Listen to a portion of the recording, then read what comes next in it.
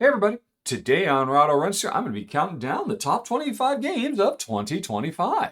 And let me start out by saying Happy Festivus to everybody. Although sadly, there will be no airing of grievances today. This is all about celebrating the best games of the year, something I do every year on Christmas Day. And I'm excited to talk about a whole bunch of really great stuff. But before I get to that, another thing I do every year, usually midway through the year, is an update to my previous best of the year list because, not surprisingly, even though I've played over 200 games this year, there's a few games that have yet to make it to my table. And so, this is a preliminary list I'm going to be doing. A year ago today, I gave you a preliminary list of the best of 2024, and usually about halfway through the year, I revisit that list and do an update.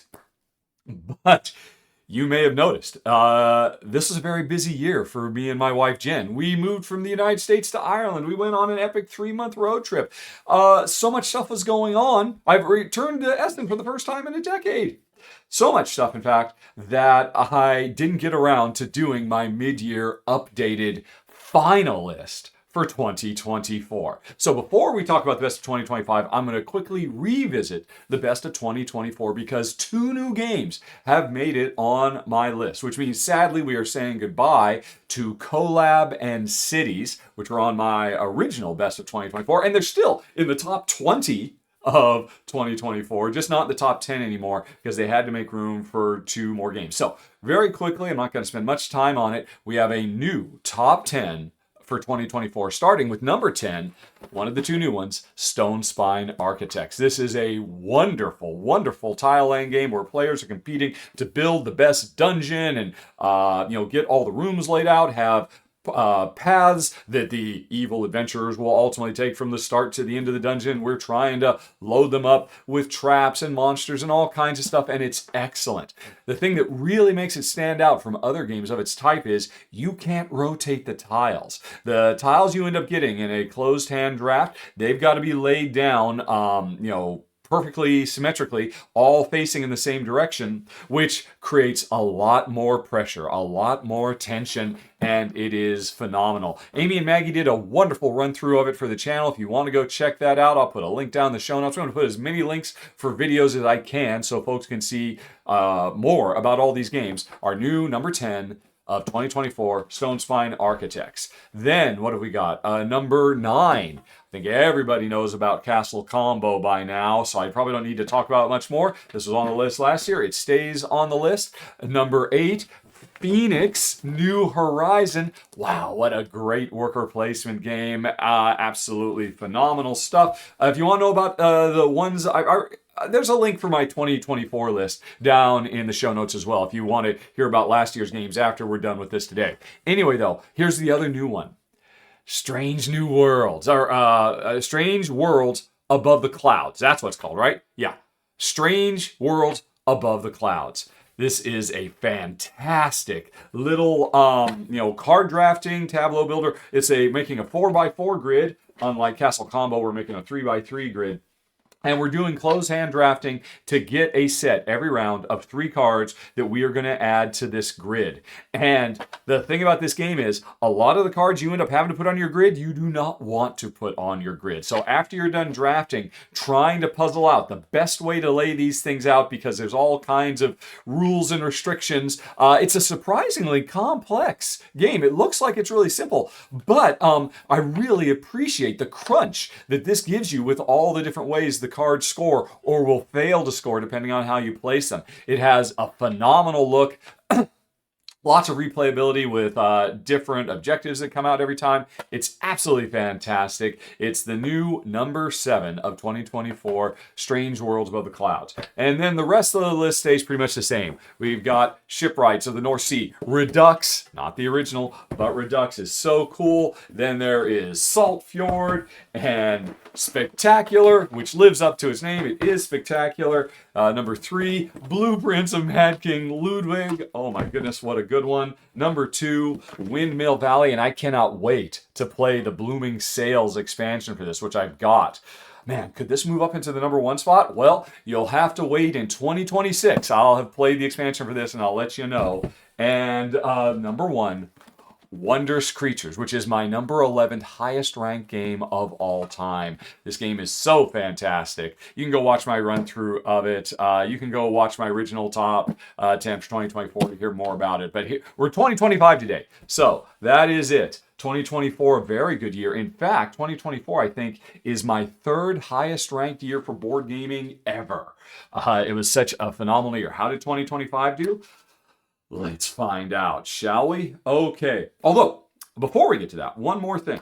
I just wanted to let everybody know what's coming on the channel. It's Christmas Day right now. I'm actually recording this. It's almost 11 a.m. Irish time on Christmas Day, so I got to get to work and I got to get through this. Tomorrow, some of you maybe celebrate Boxing Day, others it's just the 26th of December. I'm going to be putting up the final installment of my top 100 games of all time. It's taken me 10 weeks, a few months to get through it, but that's going to be on the channel tomorrow. And then on New Year's Day, we are going to be putting up the countdown for the most anticipated games of 2026. There's already a lot of really great games that are coming in the queue, and I can't wait to tell you about them. So if you don't want to see any of that stuff, you know the drill, folks. Subscribe so you don't miss all this business. And while you're at it, like and hype. Is hyping a thing you can do on YouTube now? I don't know. But all that kind of stuff. Let's just get that done. Anyway, that was it. Bookkeeping is out of the way, and I think we are going to move on to what you actually came for. Although, no, one more thing. Caveats time, right? Because, as I said, I haven't played everything yet. I wanted to mention a few specific games. This top 25 I'm about to do is 25 amazing games. But there are some other games that I have actually played in prototype form, but I have not gotten the final version, so I can't really rank them in good, and keep my integrity. I've got to play the final versions because sometimes things change from prototypes. So I just want a quick shout out to A Wild Venture and Emberleaf. Both of these, I'm fairly confident, would make it into my top 10, almost guaranteed. So again, midway through next year, I will have gotten a chance to play them finally, and I'll do an updated version of this and we'll see where they land. Also, a couple other games I think could, I'm not sure if they make it in the top 10, but they'd certainly almost guaranteed make it in the top 25. Ada's Dream and Baghdad, City of Peace. Those are both phenomenal Euros of absolutely amazing best of games.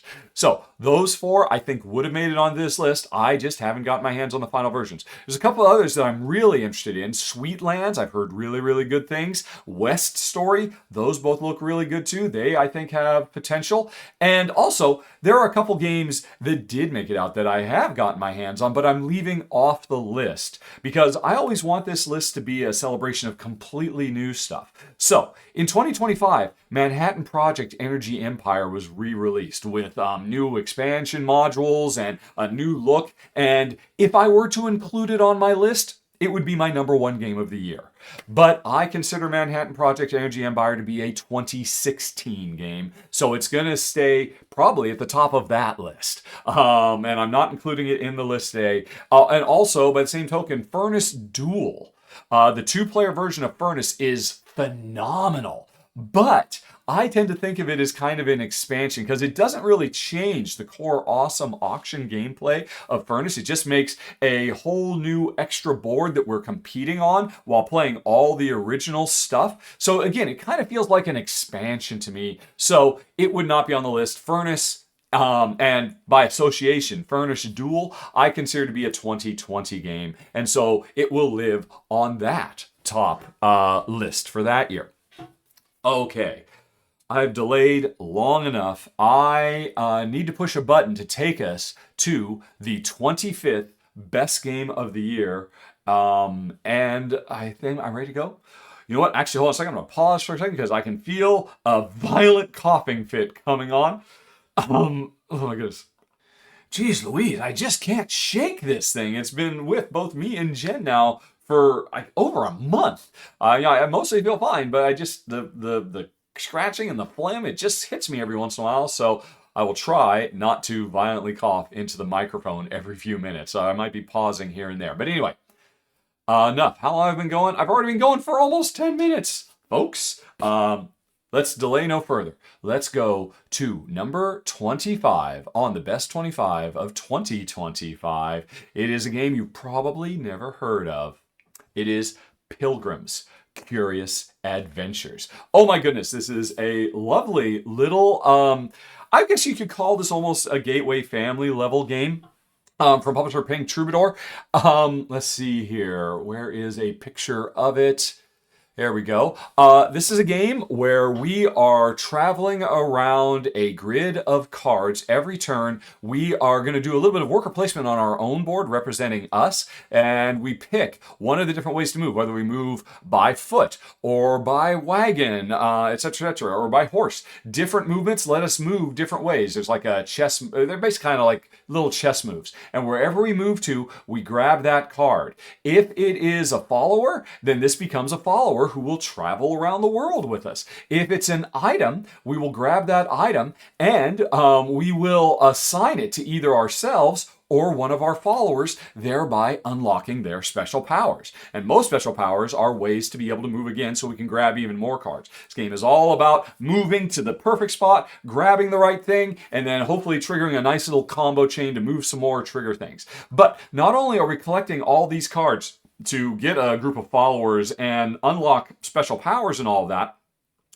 but we are also doing set collection because there are these different adventures that are kind of like fairy tales that we are trying to complete, because all these cards have different icons on them, and different adventures require different combinations of different types of followers and different resources. And so eventually, once you've done all that combo-y stuff to get the right group of followers and the right group of items to be able to rescue grandma or whatever it might be, we complete the objective, score points, and we lose all those items. So we've got to start building again. So this is kind of a game of building a little world traveling engine, but then ripping it all apart and building a new one over and over again. Although this is a quick game, we're going to play through 4 rounds. Each round we're going to have 4 turns to activate our 4 movements, which means after I've used my wagon, I can't, which is my best move, my furthest move, I can't use it again until the next round. So as the round goes on, your options get tighter and more constricted as we're trying to figure out the best way to go. And it means we have to do a lot of smart planning from move to move. Sorry, I should have been showing other pictures of this game as I was talking, because the art is fantastic. The designer artist is really, really talented, has such a charming look to it. It's a very, what would you call it? A very cozy game. I think that's the term. And it is a blast. It is fun from start to finish. And for me, that's really saying something, because my wife and I, we tend not to go for games there's just all about traveling around a map, traveling around a board and doing stuff. But this game does it so well. New designer Radim Jurda, a phenomenal debut from you. Pink Troubadour continues to impress, this new publisher that's on the rise. Yeah, it's fantastic. You owe it to yourself. If you like traveling around the board, if you're looking for something that you, as a gamer geek, want to be able to share with your friends and family while still having fun yourself, you owe it to yourself to seek out Pilgrims, Curious Adventures, which is number 25 on the list. Excuse me. Okay. Now, let's move on to number 24, Movie Tricks. And it is really saying something that this thing has made on the list, because neither my wife nor I enjoy trick takers. We both kind of borderline hate trick-taking games. But Chili Fox Games and designers Isla Svensson, Osmund Svensson, and Vergard Stilrund, who have put out some really phenomenal designs in the past, they came together to make that rarest of thing, a trick-taking game that Jen and I can really enjoy. And what's it all about? This is about making movies, everybody, and we are playing tricks, doing normal trick-taking stuff. There's following suits and trump cards and all that kind of stuff that you come to expect from these sorts of things. High in the lead suit wins. So all the normal trick-taking rules. But we're not trying to win the full trick of all the cards players have played. Instead, what we're we're trying to win is first dibs on cards that we can draft from the central spot of the board. I wonder if they... Oh, here's a good set. We're trying to win first dibs to get these cards in the center of the board and add them to our own tableau of cards that represent different movies that we have in production. We have to grab cards for the soundtrack and the special effects, and I think the acting and the writing, if I recall correctly. Those are the 4 cards. And once we have 4 cards and we put them in a row, we have made a movie and we can score it. And the way we fill up these rows scores in different ways, but each column, the column for the special effects and the sound effects and all that, the columns are scoring as well. So grabbing the right card at the right time is everything in this game, and it is a very challenging, puzzly thing. This is not a great intro. This is a gamer geek kind of game. This is much crunchier than most trick-taking games out there. So that's one of the things that we love about it. The other thing we love about it is no matter what, win or lose the trick-taking hand, you are going to get something good and always be moving forward, always be building the next movie. And sometimes you actually want to lose, because whoever loses a given trick, not only are you going to get one of the cards, but you get bonus cards that let you break the rules of trick-taking, like modifying cards or changing suits or all kinds of fun extra powers. But it's really the puzzle of trying to put together your perfect group of cards that makes this really stand out. This is something special. I've heard some people say, hey, this isn't a trick-taking game. It's an auction game. You're just bidding for who gets first dibs on drafting cards. And I'm like, sorry. What auction games are there out there where you have to follow suit and there's trump suits and all that? Oh, that's right, there aren't any, because this is a trick-taking game for people who vehemently oppose it. Yeah, I mean, honestly, at the end of the day, every trick-taking game is an auction game if you want to look at it that way. And as far as I'm concerned, at this point, Movie Tricks is the greatest trick-taking game I have ever played. And we are in, a renaissance of trick-taking, and I've played dozens of trick-taking games over the last few years, and I end up never keeping any of them. Actually, I did keep the crew, but now that I have Movie Tricks, which I like even more than the crew, I'm getting rid of the crew to make room on my shelf for number 24 of the year. Oh my goodness, it is Movie Tricks. And I'm going to clear my throat again. And now I am back, ready to talk about number 23 on the list, Pyradice. Oh, this is a good one. My wife loves this one. She gave this a rare 5 stars. So for her, this is one of the 10 best games of the year. For me, it's in the top 25. My wife loves it even more. What is it about? This is a dice drafting game where every turn you are going to grab one of the outskirts, one of the outermost dice, a dice that has 3 faces exposed on it, from this lovely little pyramid of dice. It is so charming and just fun to have this pyramid set up. But the crunchy element of this is, right now at the beginning of the game, I can only pick one of the 4 outers. But as soon as this one's taken, this one is revealed. As soon as that one's taken, that one is revealed. So there's always, I can see the die I want because the colors and the numbers matter, but it can't be gotten to yet. And everybody wants this. And so there's a game of chicken where we're just dancing around it. Who's going to be the one to expose this die so the other player can get it? All kinds of, just tension-filled gameplay. But once you grab the die from the pyramid, you're going to transport it to your own. And this follows standard pyramid building rules that are pretty much ubiquitous in all board games now. The idea that, hey, you can't put a second level up until you put the 2 base levels on, right? So we're going to do that kind of stuff. And the game is over once each player has completely built up their pyramid. So it's not like anything I've talked about is that new. I have seen pyramids of dice and cubes that I've drafted from before. I've certainly built a lot of pyramids in this same way over the years. What really makes this game special is every time you set it up, you are going to have a random set of tiles placed on the left side that says, hey, every time I put a die in the second, third, fourth, fifth, and sixth row, I'm going to unlock a special power and get to do it. And also, every time I play, the first, second, third, fourth, and fifth row has a different way of scoring. So all of these tiles get shuffled up and radically change the puzzle of how best to build your pyramid while drafting tile or dice from the big central pyramid, and it is phenomenal. This is a very abstract game. Make no mistake about it. I tend to be kind of a bit less excited about abstracts than my wife Jen, but this one is so good, I could not help but fall in love with it. This is the kind of game where after you play it, you're going to want to set it up and just shuffle all those tiles and create a radically different puzzle to solve, and then you're going to play it again. Now, some people might be a bit disappointed because this is a 2-player game. Well, good news, folks. If you buy a second copy, there are rules so you can play it up to 4 players as well. I am shocked, I tell you, though, that it does not have solo rules because, man, this game deserves them. It is absolutely fantastic. Of course it is. I'm talking about it on this list. And if I were more into abstract games, I'm sure I would rate it even higher like my wife does. But I cannot stress enough how much fun this game is. Number 23 of the year is Pyradice. Which is Pyradice for folks who are listening to this in podcast form rather than watching. Did you know, folks, you could listen to this while you're on the road in podcast form? Head over to patreon.com/Rahdo to learn more.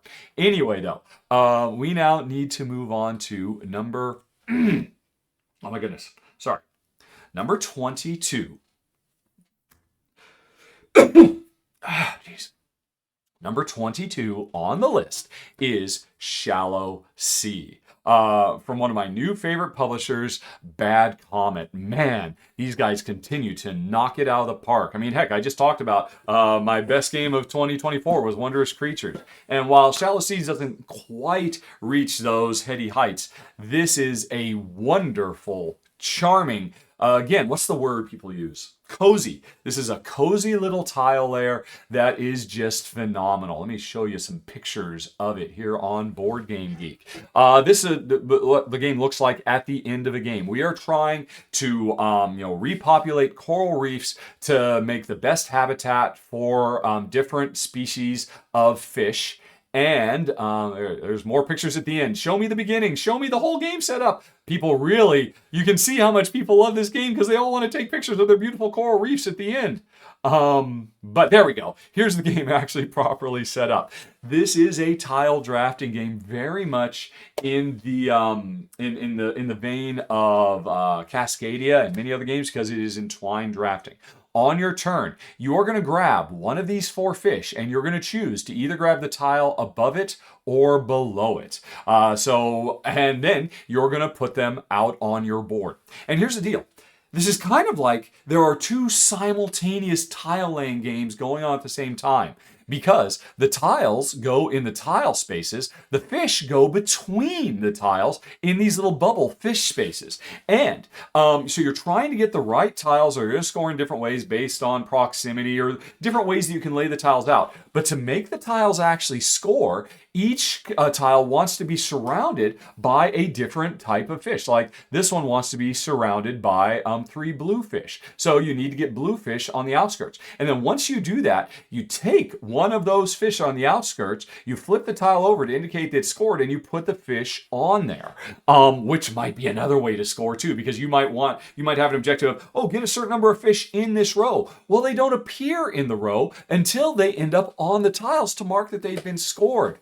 Oh my goodness, this game looks really sweet and simple, but it is deceptively crunchy. There is so much going on in this game, and yet, for a game that is so puzzly and so crunchy, the thing that really surprised me and Jen was this game is so relaxing. Normally a game like this, like a Calico or something like that, just fills us up with angst and tension and, agita as we're trying to work it all out. But this game, it's just chill, baby. And that's something really special that games of this ilk don't tend to engender in us. Now, I should say one more thing. I think one of the pictures showed there is an expansion for Shallow Sea, Nesting Season, which introduces like a whole new board and a whole bunch of other stuff with sea turtles that are trying to lay their eggs and all of that.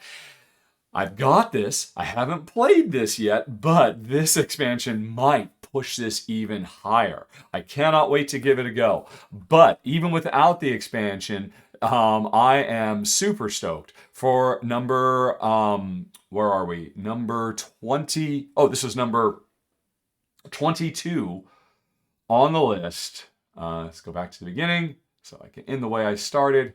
number 22 on the list, Shallow Sea. Okay, hold on, folks.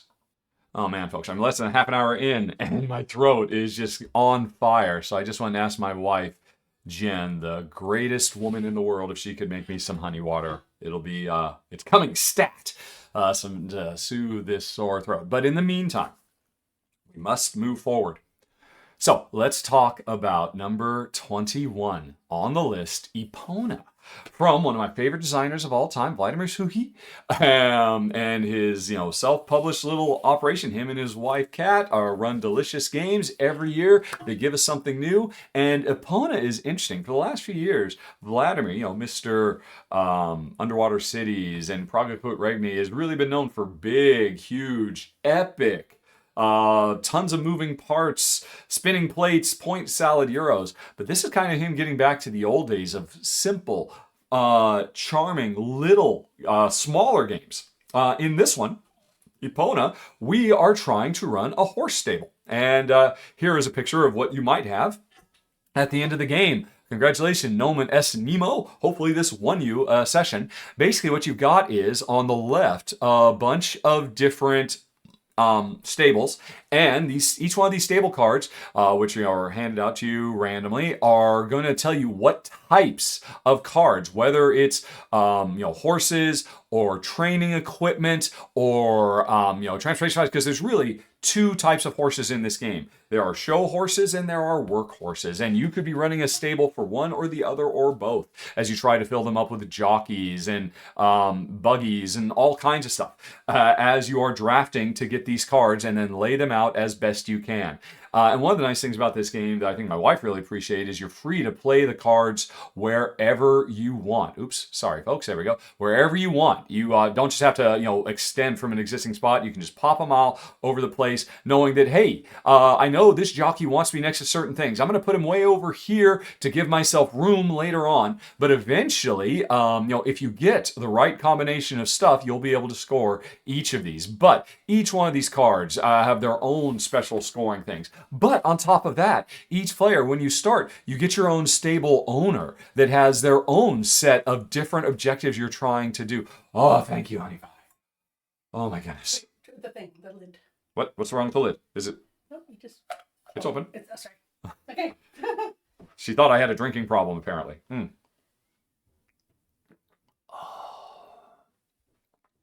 Oh, that's gonna get me through.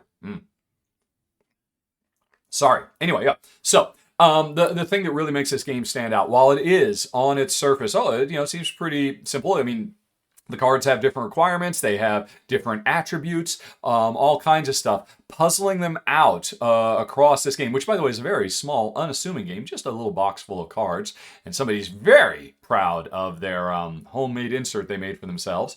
It's just a box of cards and some tokens. Oh, because of the tokens. Yes. So, basically, I've just described kind of the core of the game. There's a couple other things that really make this interesting. One is the way you get your cards. There's two ways you can do it. This game comes with two radically different modes. One is an I split, you choose, where a bunch of cards are going to come out, and it's standard I split, you choose stuff, which I'll be honest, I have not played that way at all, because I like I split, you choose, but for my wife, Jen, who just gave me this, I split, you choose can be really analysis paralysis inducing. So it's a very good system for it, with some really cool stuff where even if you're playing a big group of games, you're always ever only splitting for you and one other player. So it keeps it a bit more under control. But if you don't like I Split You Choose, there's another route where every round, the I Split You Choose is going to be sort of automated automatically by a card that comes out, where players have some simple choices to decide what types of cards they'll get, because there's several different decks of cards, the different types of horses, the different types of equipment, the different types of personnel, and you're going to draw from different decks trying to get the right stuff. So the draft is very nicely done. I like it a lot. But the other thing is horses. One of the things that horse stables do is they breed horses to get the next generation. And that's a big part of this game too, because these horses can be stallions or mares that are ready for breeding. And so that's another thing you're considering when you're trying to grab the right types of horse. Because if you can get a breeding pair that you can breed, and that's another source of points. But what's more likely to happen is I might get the perfect stallion and you, my opponent across the table, have the perfect mare. And so I can breed my stallion with your mare and we both benefit from it in different ways. I am always up for a game that creates positive interaction between players instead of negative interaction, where instead of me kicking down your sand castle, I'm going to help you build your sand castle while at the same time I'm trying to build a better one myself, or in this case, horse stables. There's a lot to love here. The look of it is great. So if you're interested in the subject matter, that's going to pull you in. But even if you don't care about that stuff, just the puzzly nature of it is fantastic. This is another great one from Vladimir Sushi. I swear, the man never disappoints year after year, including with our number 21 of 2025, Epona. Okay. Now then, let's move on to number 20. Another one you've probably never heard of, I bet. Kingdom Crossing. Wow, this game is something special. And it's no surprise from designers who used to be fairly prolific back in the day, but they kind of went quiet, but they're kind of making a comeback now. Stefania Niccolini and Marco Canetta, I've met them in real life. They are lovely people. And man, they are great designers. I mean, Zanglo, anyone? I mean, so many phenomenal designs of theirs. But this is something new and interesting from them. What is it? This basically is turning the famous 7-bridge problem, a famous mathematical problem where there's, I think it's Königberg. There are 7 cities, and the puzzle is, can you plot a path through this city to cross all 7 bridges? And you can see here's the 7 bridges in this fantasy version of the city with anthropomorphized cute forest critters. Can you cross all 7 bridges without ever crossing any of the bridges more than once? And it was a big deal that somebody was able to mathematically prove that it was impossible back in the day. I admit, I don't know about it. You can go read about it on Wikipedia if you want. I have tried to read about it in the past because this is not the first game I've played based on the 7-bridge problem. But this is the best one because what we're trying to do in this game is cross all 7, 1, 2, 3, 4, 5, 6, 7 bridges in a given round. Because what we need to do is move to the different areas of this little forest to draft different cards that represent different buildings and citizens and all kinds of fun stuff that will allow us to score points by moving up on several different colored tracks that unlock things when we hit certain things, while also trying to achieve, set collection goals and whatnot, and trying to meet the needs of the queen and all kinds of business. Actually, the story is we are basically just trying to collect building resources so that we can be the winner of the game, the one who actually builds the new palace or something like that. Anyway, though, the trick of this game is, let's see, can you see it on the board? Yeah, you've got these little tokens that indicate which bridge you moved on, because you start out in one section and you're like, hey, I want to come over here and grab one of these 2 cards. So I'm over here. I could travel on this bridge or this bridge, or I could travel on this bridge and then come over here to this bridge. I could take 2 bridges, or even I could go 1, 2, 3 if I wanted to get there. So I could travel across bridges in different ways, ultimately getting to where I need to go to grab the card for whatever objective I'm trying to solve, right? That's the crux of the game. And I mark that I've been on the bridges with these cool little paws.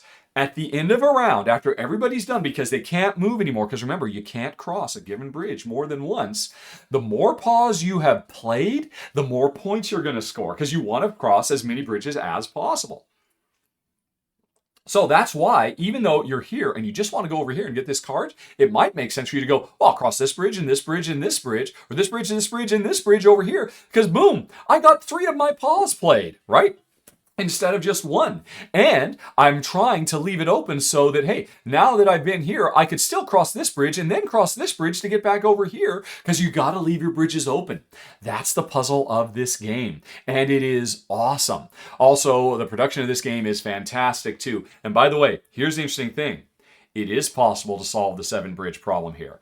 Because one of the things you can do is, if you end your movement where this cool little balloon is, your next turn, you can use the balloon to get to a new place. And that's how you can successfully cross all 7 bridges without actually ever retracing your steps, because you can fly. And that's how you could potentially get maximum points in a round, by deploying all your little paws and being on all bridges at once. But that's just one of several reasons that where you decide to end up is incredibly important. Because one of the things you're doing out there, see if they've done it, is trying to build little homes in the different areas. And if you can end your round, the last place you go, if you can end in a place where you have built your own home, there's extra bonus stuff you can get as well. So plotting your path, trying to take as many steps as possible while ending in the perfect spot, while also trying to get the right combination of cards to score the different objectives, because it's kind of an engine builder. You can see this player's collected a lot. They've really focused on yellow and kind of dropped blue-red. So these powers are not as powerful for them, whereas the yellow one is very powerful. Oh man, there's so much going on here. And this just goes to prove why these two designers are best of class. Again, this is probably another one that not a lot of people have heard of. Not a lot of people. This is going to be one of those hidden gems of 2025. I'm calling it right now because I think anybody who plays this will fall in love with it just as hard as me and Jen, which is why it comes in at number 20 of the year. The 20th best game of over 200 games I played was Kingdom Crossing. Okay, hold on a second. Oh my goodness. Okay, phlegm is cleared. Let's move on. Let's move on to number 19, How to Save a World, which is a wonderful worker placement game, which worker placement is not my favorite mechanism, folks. I don't dislike it, but you have to do something really special to make me fall in love with the worker placement game, and I have fallen in love with How to Save a World, which is a game all about, let me go ahead and click on here so we can look at some pictures of it, all about trying to save this alien planet that we as a bunch of scientists have been observing. From our base on the moon of this planet, we've been observing the flora and fauna of this M-class world, making all kinds of scientific discoveries. But here's the worst discovery. The thing is going to be destroyed. There is a comet coming, which will become an asteroid. No, it's an asteroid, becomes a comet, becomes a meteoroid. I always forget the classification. But it's coming. You can see at the beginning of the game, it's far away, but every round is getting closer and closer. And we've decided it's time to stop studying and go into action. We have no prime directive. We are going to save this world. And there are 3 different ways it can be accomplished. And we are trying to do all 3 of these projects at the same time, which are represented by these progress tracks, because only one of them is actually going to save the day. We could build a giant space laser and blow the thing up. Or we could build a giant space shield that will deflect it and make it just go harmlessly away from the planet. Or we could say, you know what? Neither of these big impossible dreams are going to work. We are just trying to evacuate as much life as we can and get it up onto the moon where it will be safe, so that the inhabitants of this planet will live on. These are the 3 projects that are going on, all the different cards which have different powers, and the worker placement spots which allow us to harvest the resources so we can get the cards and play the cards to do the stuff to make progress on these things. All of them are going simultaneously, but if the laser works, hey, we don't have to do the other things. If the laser fails, then it's resolved. Did the shield work? Okay, if the shield didn't work, then okay, whichever player invested the most in evacuation is going to score the big points, and the other players who invested in the other things are going to score poorly for their contributions. Whereas if the laser works, and I thought I was all down on the shield. Well, my shield didn't matter, so I'm not going to score as many points as I would have for the shield because the laser played off. And if I can see halfway through the game that, I think my opponents might make this laser work, maybe I should pivot and start focusing on making progress on the laser as well. This is cool. It's really strongly thematic. and just so smartly done. I really love the overall structure of what we're trying to achieve in this game. But then, getting back to what I was just saying, the way the worker placement works is very nice too. Because we've got these scientists, remember, we're headquartered on the moon, but there are worker placement spots on the moon and on the planet. The ones on the planet mostly have to do with gathering resources we need. Of the different colors to represent the different projects. The ones on the moon are all about us using those resources. And here's the trick. After I have put one of my scientists to work on the moon, next turn they're going to transfer down here and they're going to do something on the planet. And then the round after that, they're going to come back to the moon via this little shuttle link. Although there are ways you can break that and say, no, you're going to stay on the moon. But normally, they're making this, your workforce is constantly shifting back and forth every round. And so, what you're doing now, you have to bear in mind, right, I'm not going to be able to do this stuff next turn. I'm going to be up on the moon. But maybe somebody else is going to be on the moon and come back down. And so, managing the logistics of this transportation back and forth of your workers, that they fundamentally change their function from round to round, is super cool as well. And then if all that weren't enough, like I said, there are a bunch of cards. Let me see if we can show them. And the cards, which require different resources to play and all that, they've got a wide variety of powers too. So, and of course the cards are tied to the different projects as well, like the resources and the worker placement spots and everything else.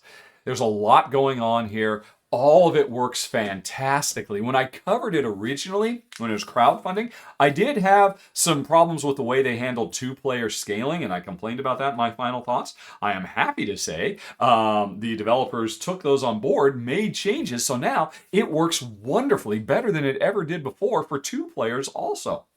So, there is a lot to recommend here. It's bright, vibrant, colorful, and it is good. I'm always a fan of a game that celebrates heroism, that's not about, going out and fighting and killing. Here we are protecting, we are saving, we are frontline responders. We are trying to save a world. In how to save a world. So I love the story it tells too.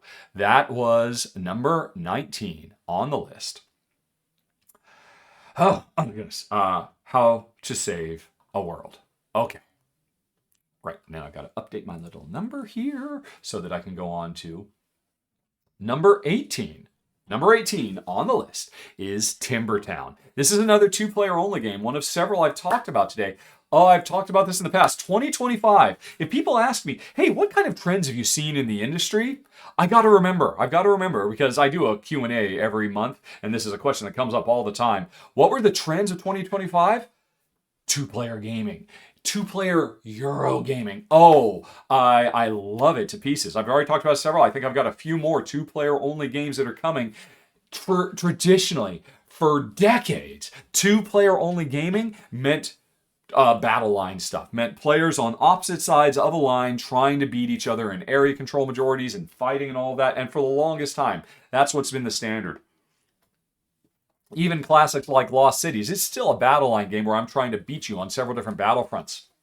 2025 showed that you can make amazing, and actually this is building on 2024 and 2023 as well. 2025, we've had an explosion of wonderful games like number 18, Timbertown, where players are, it's a two-player only game, and being two-player only means we can really kind of focus the experience in a way that doesn't work for higher player counts, but it's still about building things, about creating things. And in this game, we're creating a Timbertown.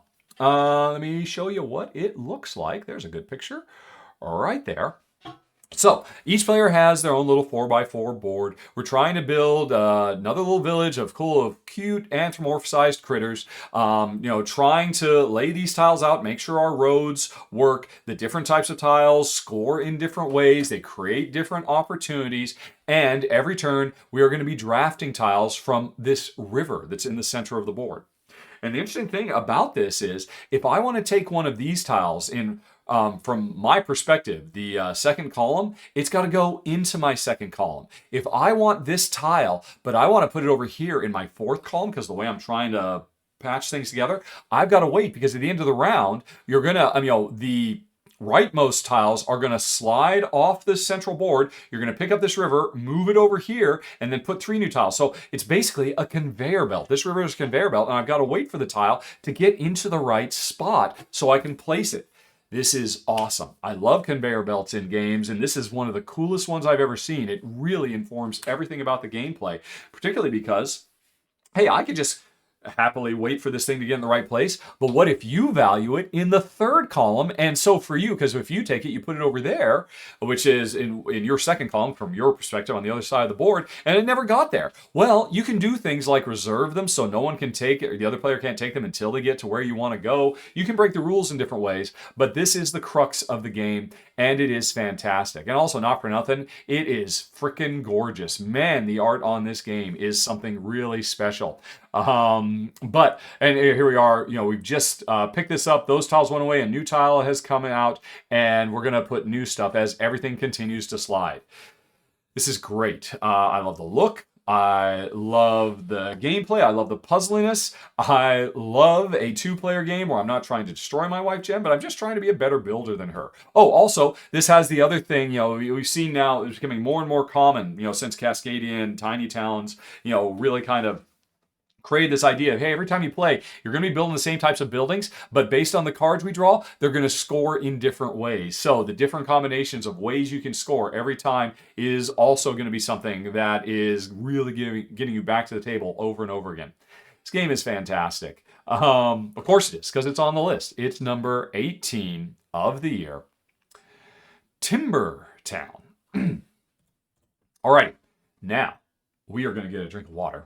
Or honey water. It's good, but when I was on the road, Jen was making bouillon. I was kind of thinking this is going to be as good as the bouillon. The bouillon was better. But this is still nice. This is better than just the cold water I was drinking. Yes, it is. All right. Anyway, enough about that. Let's, in my suffering, I'm here suffering for you, folks. Let's talk about number 17 on the list.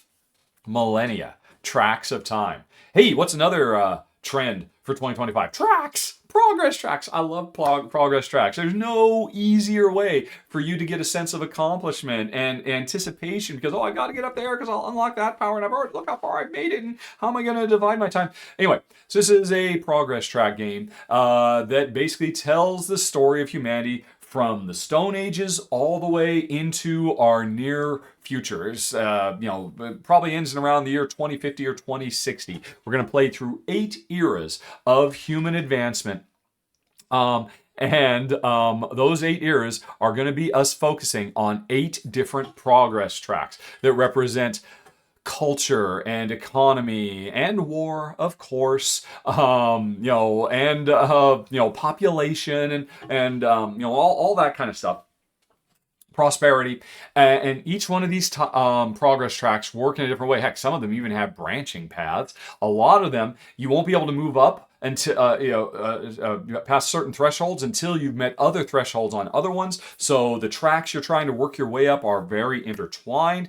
Every time you play, you're really going to find yourself focusing on 2 or 3 of them, trying to make it to the end, trying to make it midway to other ones so you can make it to the end on the ones you really care about. And again, because they all function differently, you're going to get a unique feel every time you play. But that's what you're trying to do. How do you do it? This is a card drafting game. The game is full of, I don't even know, probably between 100 and 200 cards, all representing different technological breakthroughs and different things we can build for all the different eras of the game. And we're just showing a whole bunch of cards of different eras here, aren't we? Yes, we are. Okay, and that's the end of that way. We're going to have to go the other way and look for some more pictures. So here's a picture that Remarkworth took that kind of shows the game in play. Over on the left, every round, there's going to be all of the technologies for a given era are going to come out, but they're going to come out randomly into these 4 rows. So every technology is going to be available to you every game. So you have that predictability. You can plan for a card you know is coming. But here's the trick. If they go into the first, second, third, or fourth row, it's a worker placement game. We take our little markers and we mark. We take one of these worker placement spots, and the first player to go there is able to grab the first card out of there, and so on. And we grab these cards, although we deploy all our workers before we grab anything. So I might deploy my worker there hoping to get a thing, but I might deploy one elsewhere just in case the one I want is grabbed by somebody else, because I can see I'm not the first to grab there. So it's a queuing system that creates a lot of depth and tension. But anyway, the thing is, depending on which row it is, if you grab one of these, the row you go to determines how much money you're going to make, what your income is. If you grab the ones from the top row, you're only going to make 1 coin. If you grab the ones from the bottom row, you're going to make 4 coins, or 3 coins, or 2 coins. So it's kind of an entwined worker placement, a multi-use worker placement, because the worker I'm sending out there is getting the access to the cards I want, but also access to the money I need. The first thing we do every round is we do worker placement and grab all these, or whichever ones are going to get grabbed. Or instead, if you're like, oh, I can't grab the one I want, I'm just going to grab one of these, which will just let me move on the tracks I want to move on, just guaranteed. And do some other little stuff like create wilds and whatnot. That's the first half of each of the 8 rounds. The second half is we get all our income and then we spend it to build buildings. And now these are not going to be the same every time you play. There's going to be a different collection of Parthenons and stadiums and whatever else from all the different time zones you can build, and these all have different powers and whatnot as well. So you could be saying, I don't care what I'm getting, I'm just getting something from this row because I need 4 coins to be able to build this building because that's what I really want. So what you're doing in the first part is setting you up for the second part. But anyway, after you've made it through those parts, and there's more, I'm just scratching the surface. There's lots of additional things like keys that unlocks income and all kinds of stuff. But then, after everybody's gotten all their cards, their tech cards and their building cards, they collect them in front of themselves, and they get bonuses depending on if they've gotten the different combinations of cards. So we're trying to grab cards that will unlock prosperity bonuses. Every round there's going to be a different combination of icons we want on our cards for that. But anyway, that's me getting in the way. We're getting sidetracked again. Come on, show up close-up of somebody's player area.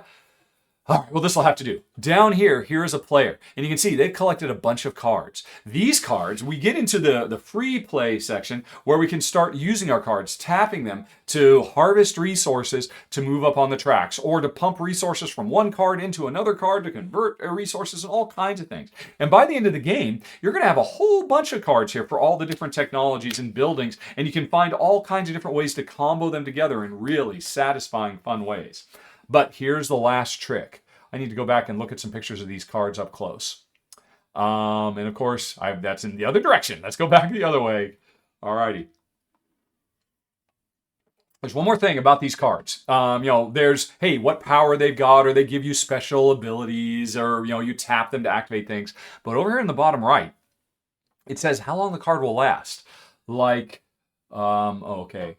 We scroll over here. Like absolutism, a form of government. This will come out in the 4th of 8 eras. And absolutism will stick, if you get this card and use it for being able to climb the government track, or basically you take this icon and you can pump it into research, you can convert icons to other icons. But anyway, you're going to keep this for rounds 4, 5, and 6. And then for modern day and future, rounds 7 and 8, absolutism is no longer a driving, something in the zeitgeist that, makes changes in the world. So this card is great because it's going to stay with you for a third of the game. But on the other hand, the printing press, it's going to come out in round 4. You are going to enjoy it for round 4. It says, hey, get more money if you increase your prosperity. And then at the end of the round 4, it's gone. Because it's had its impact, it's made its change in the world, and it's just going to stay like that for the next 200 years until, of course, huge breakthroughs come out where the printing press is replaced by the internet. But it has its impact, and then it's gone. So you might really want this because you want that messaging icon, because you want this special power, because you're going to get prosperity, but it's not going to stick around forever. And so you can see there's a wide variety. Heliocentrism, a science, is going to be around for 4 and 5, and then it's gone. Structural analysis will be around for 4 and 5, and then it's gone. But cartography, well, that only matters for 1 round, and then it's gone. So dealing with that, juggling all the stuff that is coming and going and what you're planning for the future and all the tracks you're trying to progress on make this game phenomenal. Now, here's the deal. If you watched my run through for it, the only complaint I had about it was that for me and Jen, the game was a little bit on the long side, as civilization building games often are. And I was really kind of on the fence about, is this game too long for me to keep? I'm looking at you, Galactic Cruise. Is this game too long? And I was worried it was. But the designer of the game actually saw my video and emailed me and said, you know what, we were already thinking about coming up with a way to, a variant that lets you kind of cut the game's length down by 20% or so. Yes. I don't know if I even should be saying this, folks, but they're working on it. It's coming. Official variant rules to cut the length of this game down to where it's something that works for me and my wife, Jen. And so, this game has every chance of pushing its way into my top 10 of the year because I love everything else about it. This is one of the greatest, this is probably the second greatest, maybe second or third greatest civilization game. And I played all of them. I played Through the Ages. I played Nations. I played Tapestries. I played Mosaic. I played them all because I love civilization building games. Oh, by the way, I love the way military is done in here. It's kind of reminiscent of Seven Wonders. Not Seven Wonders Duel, boo, but Seven Wonders, yay. The way it handles military in kind of a Care Bear friendly way. This is what this game does too. Really nicely done. And I can see nothing but potential for this to climb higher and higher in the ranks. Fingers crossed. But for now, I'm just going to leave it sitting at number 17 of the year. And absolutely fun. If you love civilization games, folks, you owe it to yourself to check out Millennia Tracks of Time. Alrighty, gonna get some more as I'm running out of my honey water. Hold on. And we're back, and we're talking about number 16 now, Sanctuary, which is basically, one could consider it, it says it re-implements Ark Nova here on Board Game Geek. I don't know if I 100% agree with that, although, okay, that's what they want to call themselves. This is Ark Nova Express. Not really. It's kind of a sequel to Ark Nova, or a spin-off of Ark Nova, because it looks a lot like Ark Nova, and there's some definite vibes of Ark Nova, and the most important thing is it borrows the same action, the brilliant action selection mechanism of Ark Nova, but it does something radically different. This is basically, what if Ark Nova and Suburbia, one of the greatest tile-laying games of all time, had a beautiful, beautiful baby. You'd get Sanctuary, you'd get my number 16 of the year. But let's talk about it. Oh, that was not a good picture. Let's go the other direction. Show me that other picture. Oh, come on. There was just a really good picture that showed the whole thing. I do not understand how Board Game Geeks put the lines. Okay, there we go. So here is Sanctuary, where we are trying to make animal sanctuaries the same as Ark Nova, and we're doing it via tile laying. At any given time, we've got a handful of tiles that we're hoping to build into a certain spot, or adjacent to certain things like open territory, or I want to get this space covered so I can get bonuses. And every round, like clockwork, and unlike it's Big Brother, we are going to get deluged with more of these tiles. We have a potential every turn to get at least one, usually two more tiles, and so we're getting these tiles in as fast as we are trying to build them, because if we have too many, we have to start jettisoning them, and that's the worst feeling ever. Every time you play, you're going to have 5 different objectives that you're trying to race to be the first to complete, so you can get bonus points, different conservancy efforts. But it's all about on these dual layer boards, trying to lay out tiles to score points by giving them what they want, being adjacent to things, being away from things, being certain areas, all kinds of stuff. But let's see, and here's somebody midway through the game, getting all this stuff laid out. I want to show, and it comes with these very nice dual cards, because these tiles are big and beautiful, and tons of stuff. All the different attributes, the way they score, the instant effects, the in-game effects, the all kinds of stuff they do. Where is the actual? All right, you're not showing it. You're not showing it. Come on, you're gonna make me get a video out. Has nobody taken a picture of this game? I was trying to decide today whether I wanted to actually queue up a bunch of videos of everything, and I said no. Here we go, finally. Here is, although it's not a really good picture, does nobody just pull the picture back and show the whole game setup? Somebody, Feuerland, please just show the whole game. Okay, that'll do. So, we've got a big box full of tiles. Okay, I've got to pause again. The tickle is back. So, we've got this big box of tiles, and they're coming on to this, this slide, and so they're sliding out as people grab new ones. The other ones slide down to fill their spots. We, if you want to get the ones that just come out, you need higher, more powerful level 4 or 5 or 6 actions. The ones that are at the bottom, you can always get very easily, but will they survive being drafted by other players to get to where they're cheap? So that's a simple system, but I got to keep looking for actually showing the way the game works. Okay, there we go. So here's a close-up. Oh, man, there we go. That's better. Here's the Arc Nova-ness of it. These are the 4 actions I can do. Building the mountainous tiles or the water tiles or the forest tiles or the project tiles. Right now, somebody might be thinking, hey, I've got a water tile. I want to build that. If they choose to build a water tile, they've got their hand because they got it in the proper spot, for all the stuff they're trying to do.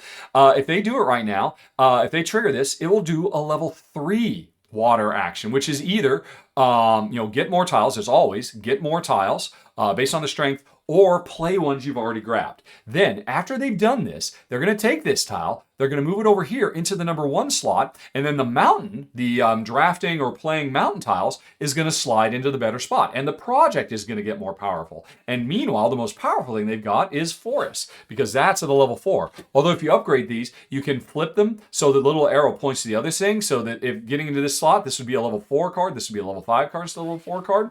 This is a brilliant system. It worked. It was the secret sauce that made Arc Nova so great. It makes Sanctuary great too, because you've got all this planning of, I need this, I need to get in position, which means I've got to do these other actions I don't even want to do, so I can get them out of the way. So the action I really want to do, because I need to get my projects up to level 4, which means I've got to do this card and this card at some point just to get them out of the way so my projects get stronger. And that is awesome. It was awesome in Arc Nova. It was awesome in the original game, which was a civilization building game, which I cannot remember the name of now. Somebody mentioned it. Somebody mentioned it down in the show notes where Arc Nova got that idea, because it's phenomenal. Down in the comments, please, somebody point that out, because I cannot remember it. But anyway, Sanctuary is phenomenal. If you want to call it an Arc Nova game, it's basically 90% of Arc Nova stripped away and just becoming a tile-laying game, like a Suburbia or something like that. But the thing is, all the complexity, the universities and the interplay between, there's so many things in Arc Nova. It's such a big beast of a game. All those ideas have been put onto the tiles themselves. Because the tile laying in Arc Nova was a relatively small part of the game. Now it's everything. And these tiles are fun to play with. This game is fantastic. Everything about it is great. The look, the story it tells, and that's why it doesn't beat Arc Nova. But man, I could play Sanctuary 3 times from start to finish in the time it would take me to play one game of Arc Nova. And so that's very attractive to me and my wife Jen. And that's what brings it in at number 16 of the year, Sanctuary. Okie doke. Righto. Now, let's move on to number 15, Ants. Wow, this is a great, great game. All about running a successful ant colony, which is subject matter we've seen in many games over the years. The all-time great of this genre was Myrmes, and honestly, I think Ants eclipse Myrmes, which is really saying something, because that was a brilliant game, but Ants is phenomenal. But what is it about? Well, like I said, we are building ant colonies, and spreading them out into nature to, lay down pheromone trails that we can expand upon from space to space, and, explore the world and find food sources and fight. This is, I guess you could call this a 4X game. There is, exploring, expanding, exploiting, and exterminating, but we're not exterminating each other. We are exterminating scary spiders and big bugs that we have to work together as ants to take down so that we can claim these areas and then start exploiting them for food that we can bring back to our colony so we can raise the next generation of ants to continue the cycle. And one of my favorite things about this is, like I said, it's a 4X game, but we're not exterminating each other. We never fight each other. In fact, we create opportunities for each other, because if I've already gone out there, but I haven't actually flipped a tile, i.e. explored it, somebody else exploring it, the blue player might have already filled all these out, and then the red makes it over here, or even the gray player makes it over here and flips it, and blue says, hey, thanks, I get some of my take of this space, as does everybody else, and all that kind of stuff. While meanwhile, nobody's come over here where the praying mantis is waiting to be fought off so that this space can be claimed. So there's kind of a world to explore and expand and exploit, but we don't exterminate each other. So I love a 4X game that I can actually enjoy with my wife Jen as a Care Bear. But this is not what really makes the game sing. What is so special about this game is kind of hard to see. Well, there's two things. The cards, this is one of those, like, ever since Terraforming Mars, it has become a really popular thing in the industry for games to have big old bricks of cards full of stuff that does all kinds of cool special abilities. And every time you play, you're going to see a different collection of cards because there's so many, there's no way you can see them all in a given game. But they are all so cool and so powerful in different ways. And look at this. My window blackout screen is starting to peel away. And so the sun, if I do it right, can get in my eyes like this. Sorry, folks who are listening instead of watching. Okay, I'm just going to come in here. I'll have to fix that after the show. But you might see some sun on my face. Oh my goodness, everything's falling apart. Anyway, so this is one of those games that has a huge deck of cards. It's fantastic. So many cool powers, ways that they combo together and all of that, the kind of stuff you expect. But that's not the secret sauce that push over. Although here's a bunch of cards with all kinds of things, point scoring. And of course, there's tons of them. You'll never see the same there's players exploring. And all right, okay. Can we get to the conveyor belt, please? Show me the conveyor belt. Please show me the frickin' conveyor belt. There we go. Here's my board. So there's a bunch of stuff that's going on. Well, first of all, there is our den. As we can use these little discs represent our ants. We can send them out to do that stuff I was talking about, the exploring, expanding, exterminating stuff, or we can turn them inward to help us build and dig deeper warrens. Because every one of these tiles we put down here becomes a card we can play, because this card that I want to play requires a room of a certain size. And when you build these rooms, you get all kinds of benefits as well. So, that's another thing we're doing is digging in addition to exploring and all that other stuff. But the most important thing we are doing in this game is rearing our young. Because depending on how we move up on these tracks, at the end of a round, we're going to lay eggs. And the eggs come down here. And what happens is, if we get some eggs down here, at the end of the round, this tile is going to slide up to the adolescence phase, where they have to be fed. If we can't feed these adolescent pupas, then we will lose these before, on the next round, the third round after they're born, they'll slide up here and become workers programmed in the different types of things they can do, whether they're builders or explorers or whatever. And so, you set them up, and it takes quite a while for them to grow, and you've got to take advantage. Although, interestingly, you can program them. You can say, oh, they were born in this slot, but I'm going to reprogram to become explorers instead of diggers and whatnot as they work their way up and go out and then do all the other stuff I was talking about by building the stuff, claiming territory out on the board, and most importantly, leveraging tons and tons and tons and tons. If I could just show them, where were they all? Tons and tons and tons of different types of cards that do all kinds of different stuff. So it's a combination of all these things that makes ants phenomenal. But my favorite part is the taking care of our ants as they grow through the different stages, on a conveyor belt. Because I love conveyor belts, which is why ants really deserves a lot more attention. It is something really special, and it is number 15 of the year. And you know what? That sunlight thing is going to keep bothering me, so I'm going to fix it. Okay, that's better. And that was it for number 15, ants.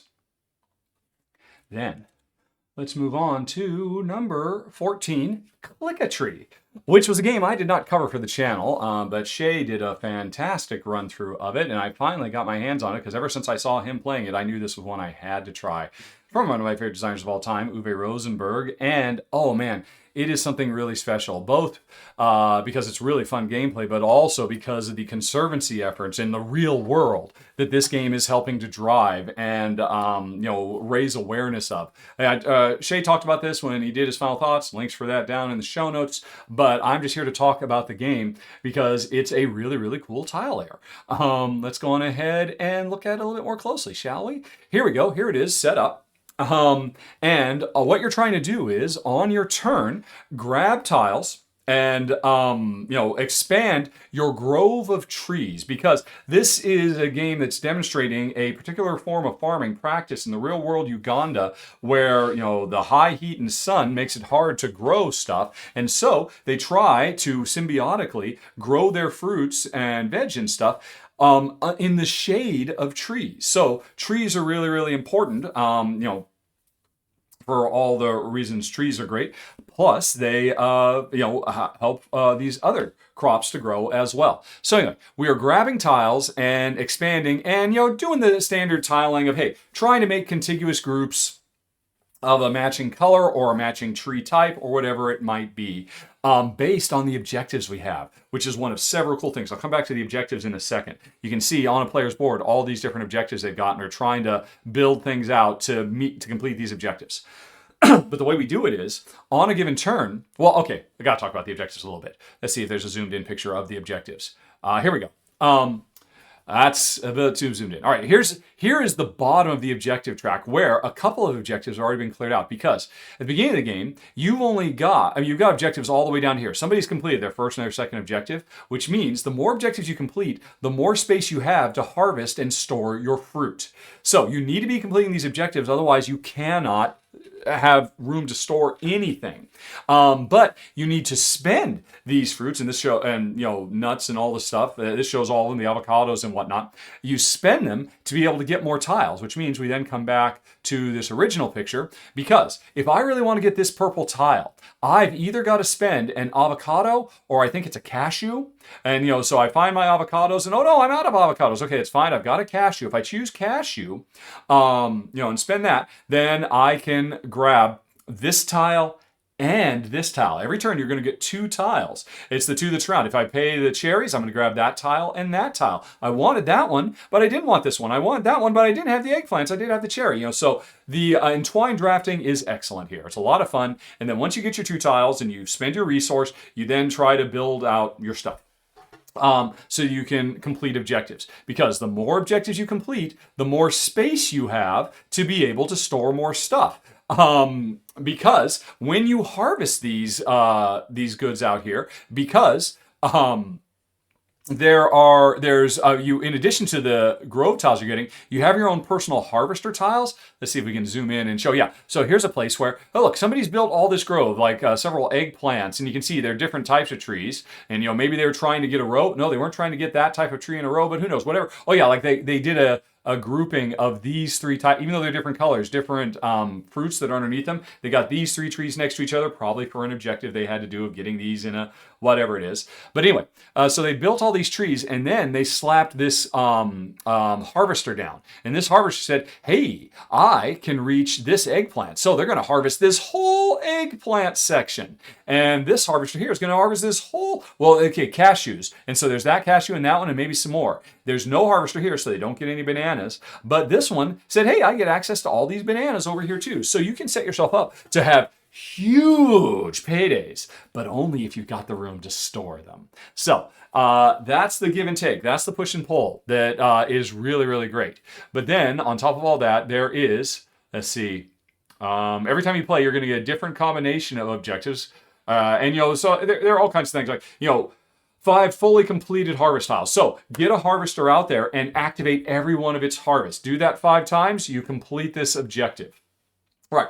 And then the other thing that happens as you're doing stuff, one of the things you can do is this board, I wish they just showed the entire board. Okay, they're showing it here, kind of. So, hey, they've already cleared out some objectives, but there's these other tiles over here. You want these tiles to move down because these become the targets. To win the game, you have to have on hand a certain number of a certain a certain number of a certain number of fruits, and as these things move down, because we've completed our harvesters, it becomes easier. The targets become easier and easier. Like you might have a target say, "Hey, I got to have 2, or I have to have 7 of 3 different types of fruits," or I could have 4 of 5 types of fruits. If I'm going for that, then all I have to do is just clear out so I can got 5 space of storage, and then I just got to get all those filled in, as opposed to clearing out all the objectives so that I am trying to get. Is that coming off? Oy. I used electrical tape because I didn't want it to look bad. I need to get some black duct tape because the heat from the sun is so hot on this window. I'm looking at it and I think it's melting the electrical tape in front of me. I wouldn't have expected that. Yeah, because I'm starting to see in the corner of my eye the lights coming again. Sorry, folks. If you skipped right to this intro, you have no idea what I'm talking about. It's a journey, this particular top 25. But anyway, I feel like I'm not describing it very well, and in part because the game is making it hard for me to show it. Like, okay, over here. So this is slid down. What this means is if you can get 5. Why is there a 1 there? Oh, that's right. Because anyway, you need to collect big groups of fruits. So you need to be able to set yourself so you can do massive harvests. But you can't fill up those massive harvests unless you complete all these different objectives. And every time you play, it's a different combination of objectives. That's the crux of the game. I'm sorry if I didn't describe it very well. It's a surprisingly and fun little puzzle. Jen and I both enjoyed it quite a bit. Uwe Rosenberg is totally firing on all cylinders. It's absolutely great. And again, go watch Shay. He talked about it much better than I could. There's like a whole environmental activist, funds from this, I believe, are going to the Click-a-Tree Foundation, which is helping Ugandan farmers. And this game, not only is it educating you about, experiences of other people in the world, it's actually making a difference in the world. And that's another thing that makes it very, very exciting. I know Uwe Rosenberg has put his own money into this to help, make the world a better place for these folks. And it's absolutely fantastic. Number 14 of the month. Number 14 of the year, Click-a-Tree. Okay. Now, let's talk about number 13, White Castle Duel. The White Castle Duel, it's another 2-player game, which again surprised me because they could have so easily come up with a solo mode for this. And man, this would be a phenomenal solo game. But regardless, I'm here to talk about it as another great Euro 2 player game that Jen and I absolutely adored. And it's definitely got the vibes of the original White Castle, which is one of the greatest dice worker placement games of all time.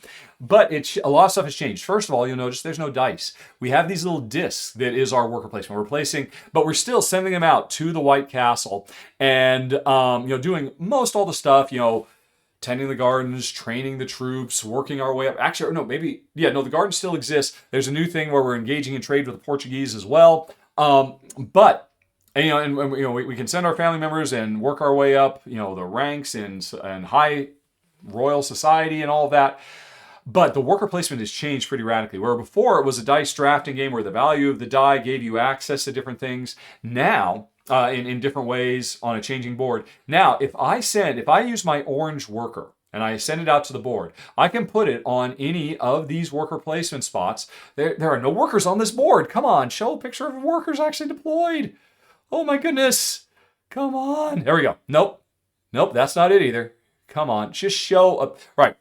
So, if I was going to place my orange, I couldn't place it here I could place it here.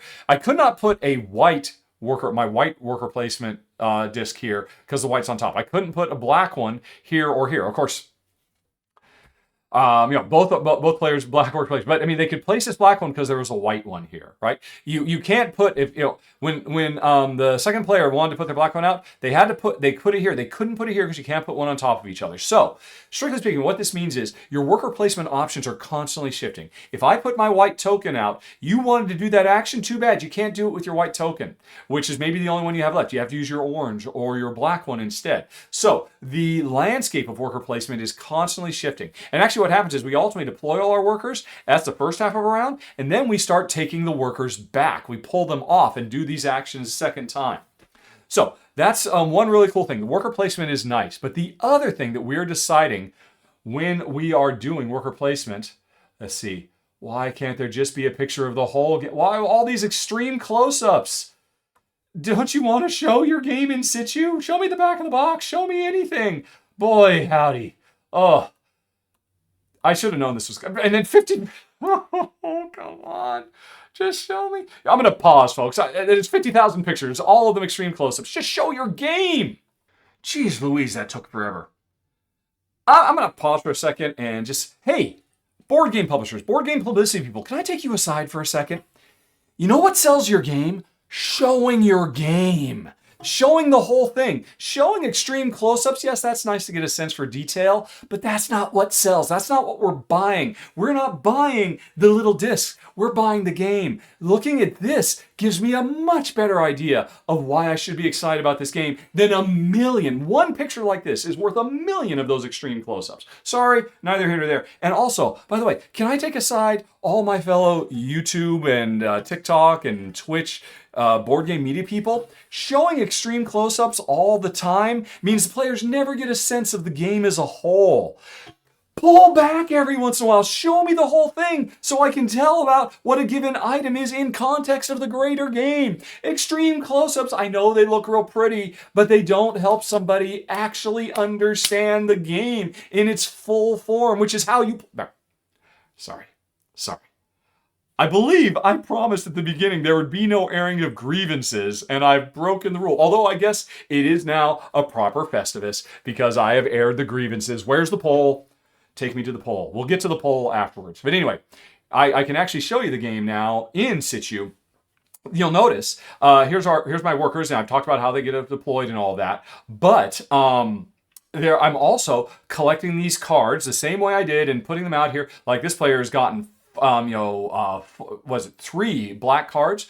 When they get to activate this with their black worker, they get to activate all this stuff. So, that means their black worker is incredibly important. Trying to time it to get those black workers deployed, get those black workers covered up, because there's what I want to do on the board, because each one of these worker placement spaces lets me do 2 things, although these spaces can be reprogrammed to be different combinations of stuff. But the stuff I cover is what I activate down here, and that is hugely important as well. Incredibly, basically these are little engines, and so you have to time all this stuff together, and that's what makes this game really special. And I apologize, it was so hard for me to show it to you, but now you have at least some idea of what makes White Castle Duel so great. Is it as good as the original White Castle? That's tough to beat, because I gotta say, I love dice drafting. But this has replaced the dice draft. This is truly a spin-off game. This is not the exact same game like Furnace Duel. Like I said, right up front, I couldn't put Furnace Duel on this list because it really is Furnace with just a little bit of new stuff. This is totally new stuff that just feels kind of like White Castle. It stands on its own. It is great on its own. It is totally a keeper for me and Jen because it's the 13th best game of the year. Phew, White Castle Duel. Okay, now then, let's move on to number 12 of the year, Formidable Farm. Oh my goodness, it is great to see Freedom and Freeze producing a game that works for me and my wife, Jen. I mean, this is one of the most prolific, most prestigious, most respected designers working in the industry. He's been going for so long. He's made so many amazing all-time classics. And if there's one thing about Freedom and Freeze, when you're going to play a new one of his games, it's not going to be like anything you've ever played before. There's always going to be something new and interesting and different and compelling. And even though often his games tend to not work out for me and Jen, I'm always happy to play them just to see him coming up with new ways to skin cats, new approaches to game tricks. And that's certainly what Formidable Farm does.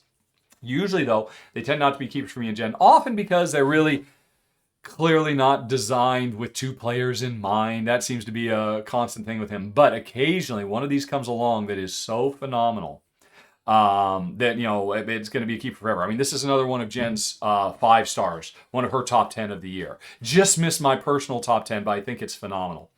What is it? At its heart, this is a very simple goods conversion game. Let's go on ahead and show it to you. Here we are, somebody taking a picture showing what the game actually looks like set up.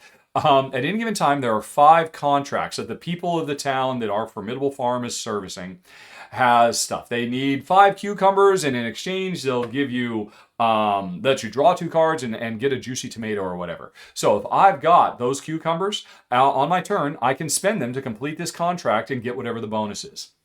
So these 5 contracts are always out, but as part of setup, each player gets dealt a deck of their own contracts. And this is what you gotta do, because we're racing to complete all the contracts we've got in our deck. First player to do it triggers the end of the game. And probably wins. But the trick is, every time we complete a contract, we flip that card over and turn it into money. Money that we can spend to break all the rules of the game. That's the heart of the... Oh, no, there's one other thing. Here in the center, kind of covered up by this box, is worker placement. There's 2 things you're going to do every turn. You are going to deploy your worker or move your worker from one space to another harvesting some resources, getting those cucumbers, getting those pigs, getting those, drawing more cards from your deck. Because this is a game where you don't draw cards automatically. The most important thing you do in this game is draw more cards. Because if you completed all the contracts you've got in your hand, remember, you're trying to complete your entire deck. You've got to find ways to draw more cards and keep the flow going. This is a game all about speed and velocity and thing X leading into thing Y, comboing into thing Z, and so on. On a turn, you're going to move your worker from one place to another, and if it's an occupied spot, well, you got to spend some of that money to break the rule, because you can't go to occupied spots. If you want to stand still, you can spend some of that money to stand still and do the same action again, and maybe block somebody else, etc., etc. But the other thing you can do is, on a turn, you can complete up to 3 contracts. And that's a combination of the ones you have in your hand that you've been successfully found a way to draw from your deck, or those public ones. And those public ones, they'll give you money to help you break the rules, but more importantly, they'll let you convert some goods into others so that you have the right ones on hand to complete the contracts that are actually in your hand, which are what's really important. And now we should just show some cards. Here's a whole bunch of cards. And you can see they're all really, really simple. Give up a tomato to this nice young man, and this man will give you 2 of any, let's see.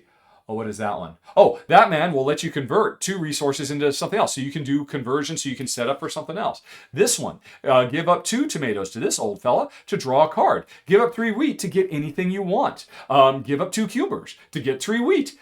So those 2 cucumbers, between completing that one and that one, can combo to give you anything you need, to get you that last pig you want, which you can't get because it's blocked by players, and pigs are the most valuable thing, and everybody keeps grabbing them before you can grab them. So hey, do a 1-2 combo, complete them that way, and then also flip those 2 cards over, get $2 that will let you break the rule in 4 different ways. And that's the crux of the game.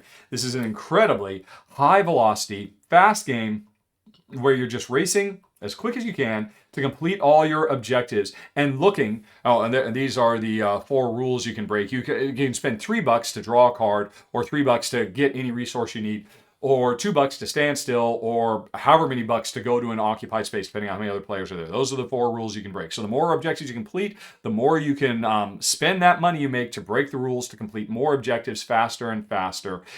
Using the public ones where necessary, although that's not getting you forward, that's not helping you complete your private ones that you need to do. That's the crux of the game, and it's phenomenal. It's so simple. It's so elegant. This is totally, I would almost say, I wonder if there's a picture of the rule book. I would almost say that this is a gateway game, but these are all pretty straightforward cards. But some of these cards do really far out things, like allowing you to harvest stuff that's on the opposite side of the worker placement wheel, or all kinds of things. So if there's one thing that keeps this from being a worker place, is because everybody's got their own private hand of cards and they don't want to give up what they've got. But there is, the back page of this rule book is, let's see, actually, I wonder if the rulebook is available online here so I can show you to give you an idea of the depth of the game. Here's the English rulebook. I will open it up as a PDF. Hopefully this works. I did not plan this ahead of time. I need to change things so they are negative instead of positive, because I have a plugin that lets me see Board Game Geek and Blackbone. Anyway, here you go.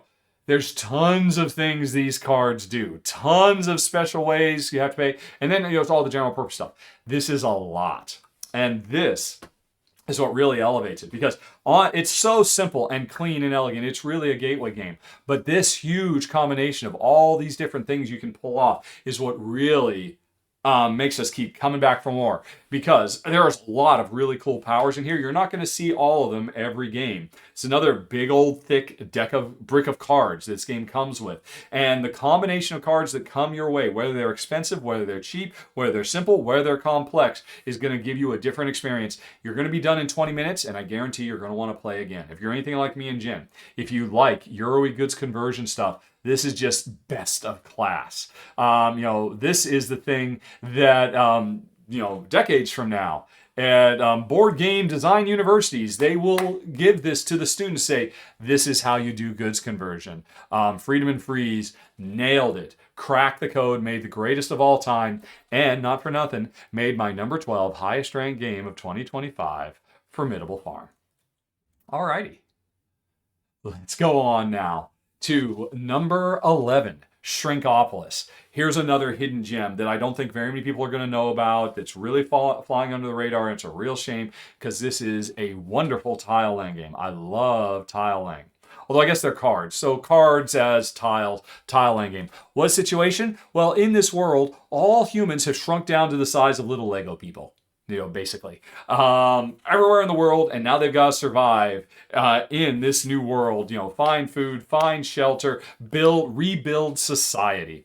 And we do it through entwined drafting. Here is the game set up. Here's a player.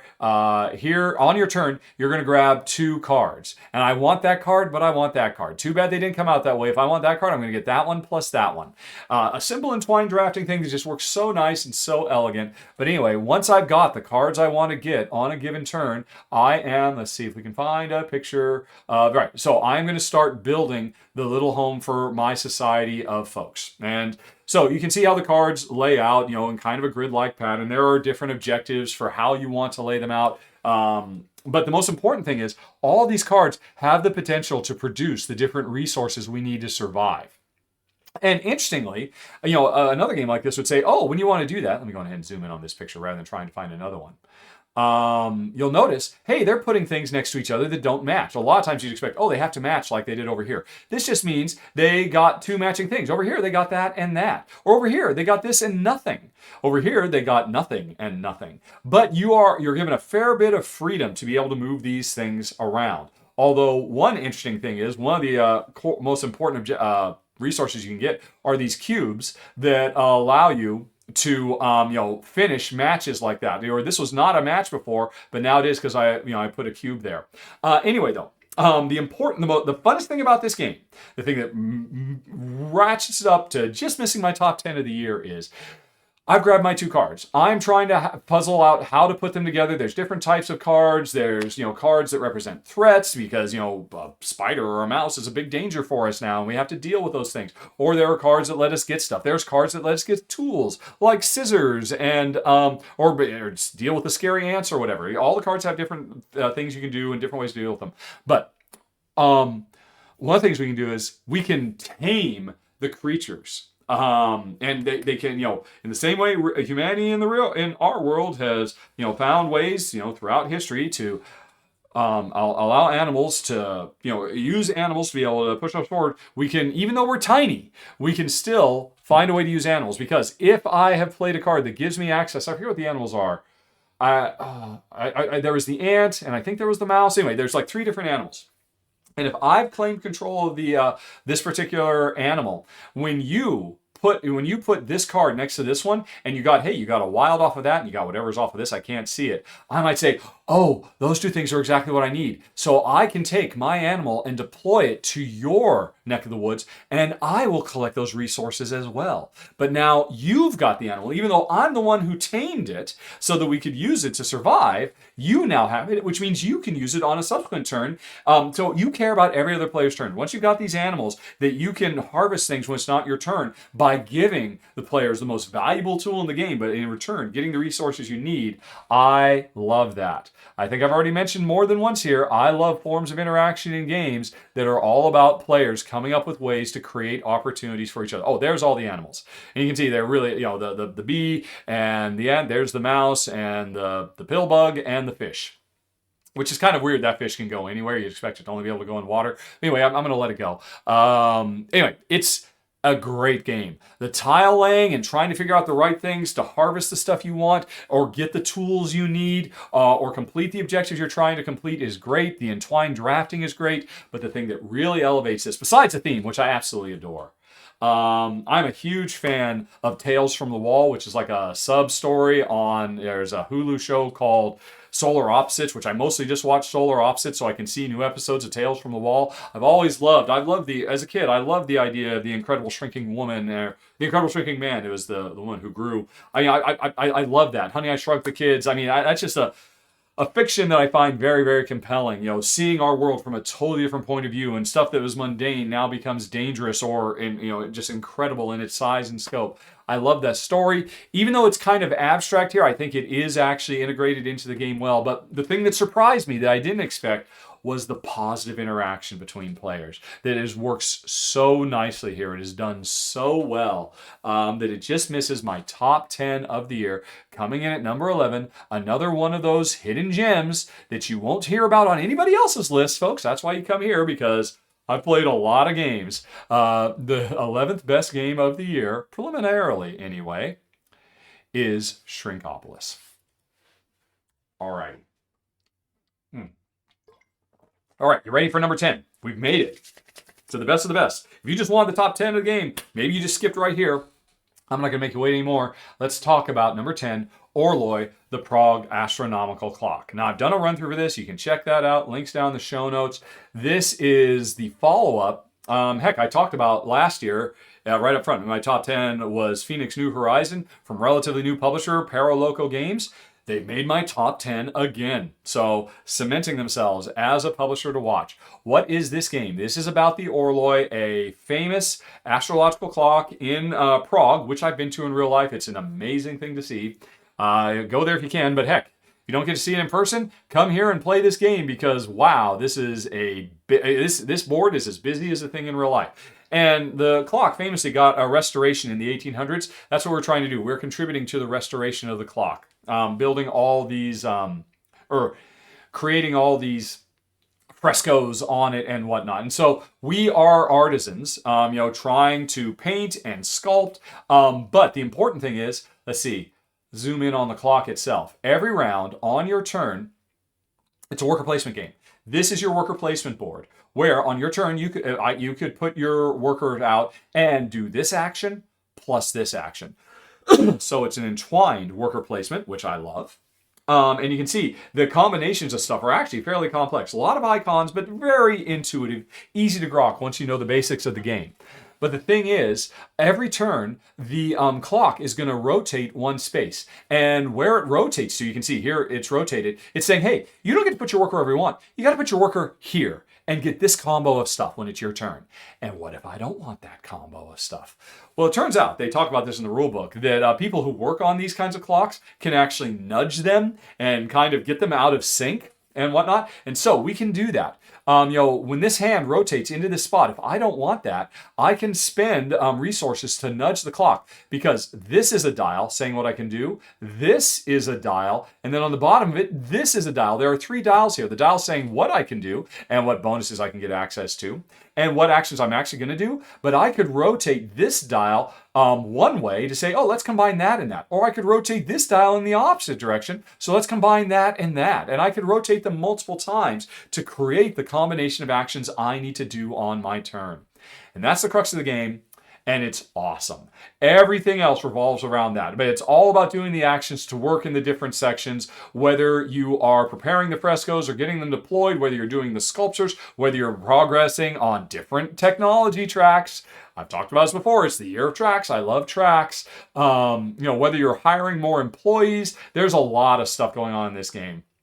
You look at this board and you say, oh my gosh, it can be overwhelming. Oh, and not for nothing, it's also got entwined gears where these are the stained glass, right? You're doing the stained glass things and you're trying to wait until they're in the right spot relative to each other to activate that action. There's a ton of actions all over the board, and it is fantastic. And it is pretty as all get out. And I know, you saw that first picture, and now all we get is extreme close-ups. And it can be super overwhelming, but believe me, the visual design of this, once you know it, you're like, oh, am I going to focus on this? All the information I need for this section is right here, or right here, or right here. And you just zoom in like a laser. And I mean, this game does a brilliant job because it's this is one of the most complex games I'm talking about in this entire top 25.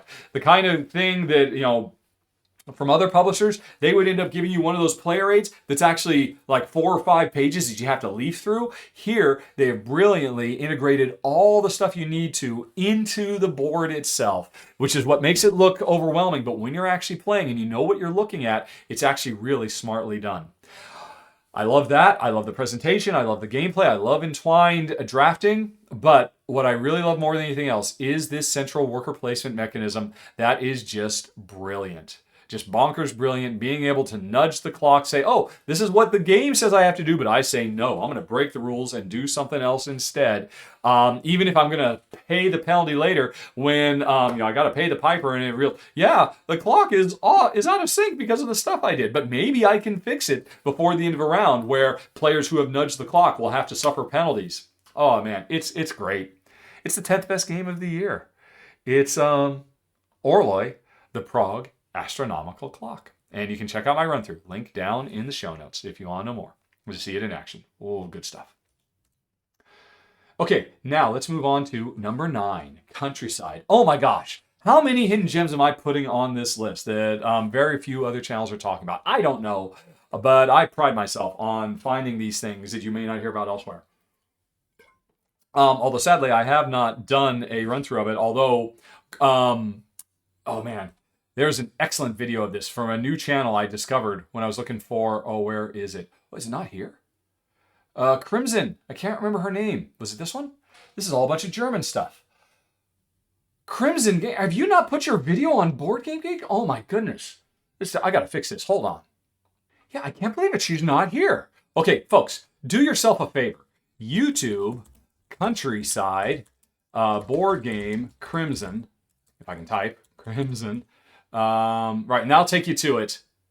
If you like my run-throughs, maybe you don't, but if you do, you owe it to yourself to subscribe to her because she does a great job and she did a great solo run-through of this, which demonstrates it better than I could ever talk about it.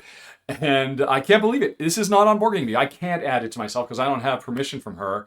But Crimson Board Games, put your stuff on Board Game Geek so people can discover your channel. You're phenomenal.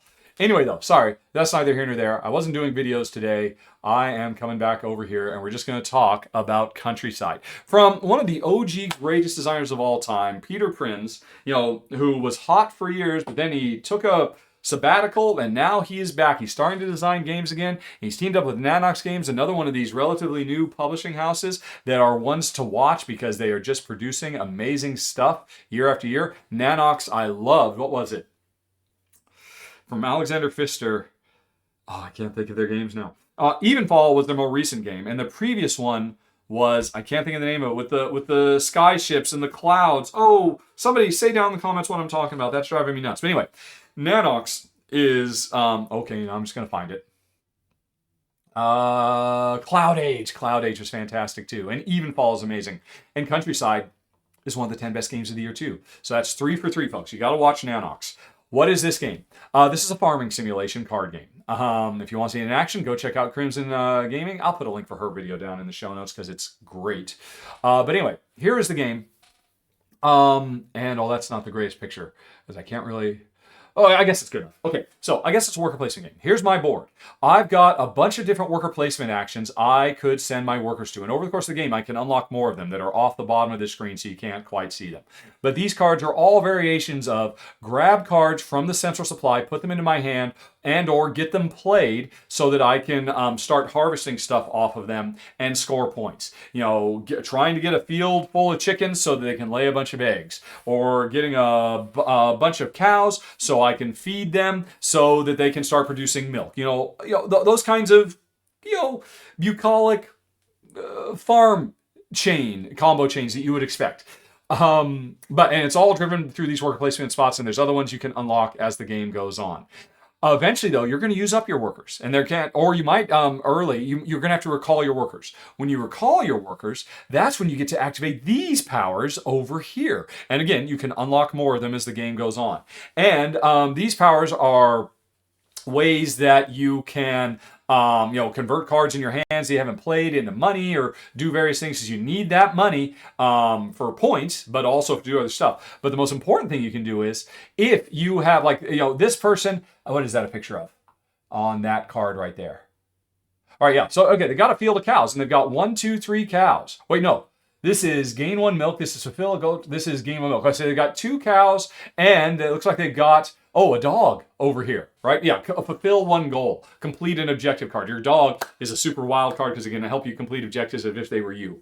But anyway, so on this area, there are 2 types of cards. There are the cards that we put out in the fields, and there are the locations. Although then there's 4 different types of locations you can have as well, like pastures and fields and barns and your farmhouse and all of that. So different types of cards have different objectives for what they want to be placed on them as you're collecting the elements so that they can score points. They also have, I mean, this one can only have 5 cards on, so this is almost full. You can only have so many cards on a given spot. But you're trying to get the right cards into the right locations, both to complete the needs of those locations, but also get cards grouped together so that you can trigger them as like big combo chains. Like this area could be triggered if they get hay. So that, because there's a card that says, hey, activate all your cows. And so boom, you get to activate your cows, and then you get to put milk and milk on here. So now I've got the milk. And then, at the end of the round, I could then sell that milk at the market to make money. But here's the deal. It's a simple little elegant. It's just basically some chips, a couple of player boards, and these workers. And you can see here's all the other stuff that you've yet to unlock. But the trick of this game is each player's part of setup gets 15 of these tokens. These are 2-sided tokens. On one side, there's a coin, which is worth points, and you need money for all kinds of things. On the other side is these little bowls that when, like over here, you can see, the bowls represent the milk that I've milked from these 2 cows. When I sell this milk, I flip them over and put them over here so they become coins that I can use for other stuff later, which again ties to all the different actions I can do. But meanwhile, I've got 2 more goods. Right now, I've got 5 coins on hand that I can use for powers and abilities. I can only harvest 2 more things. From the cows or the goats or the chickens or, the fields of wheat or, the fields of peas or whatever it is. I can only harvest 2 more things because the trick of this game is each player gets exactly 15 of these tokens. No more, no less. And they represent the stuff you're trying to harvest, but all the capital you get from successfully harvesting them. And so what can happen is, this is a game, let's see if we can show some pictures, where you can very quickly set up a group of locations with a group of things that can just create huge, bountiful, harvests of whatever it is you're trying to make. But those aren't any good if all of your tokens, your 15 tokens, are tied up in other places as other stuff you've harvested or as coins you've yet to use. And so it's kind of like, hey, once you've harvested a bunch of stuff, you can't have much money anymore because you've spread your operation too thin. So you need to convert that stuff into coins, right? By flipping them when you recall stuff. This is it's like kind of like a closed economy. Here's representing all the cards you can get, and of course, they slide over and new ones come out and all that kind of stuff, and here's the victory point track, and there's objective tiles and all kinds of things. Here's you set up with one location and a couple of things that you're trying to put on those locations. Here's your hand of cards, and by the way, the art is stunning. I love this. It is so.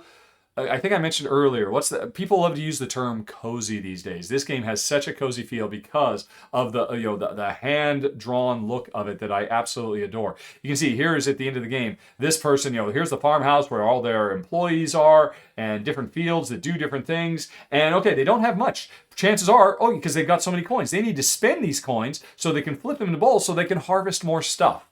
And so that's the thing that really makes this game special, that you can get yourself tied in knots because you can only have 15 things, and those things are either money or they are harvestable goods. And those 2 things combined is what really makes this game, these constraints, because my operation can only be so big. I'm not creating a factory farmer. I'm just making a little mom and pop operation, and I can't spread myself too thin.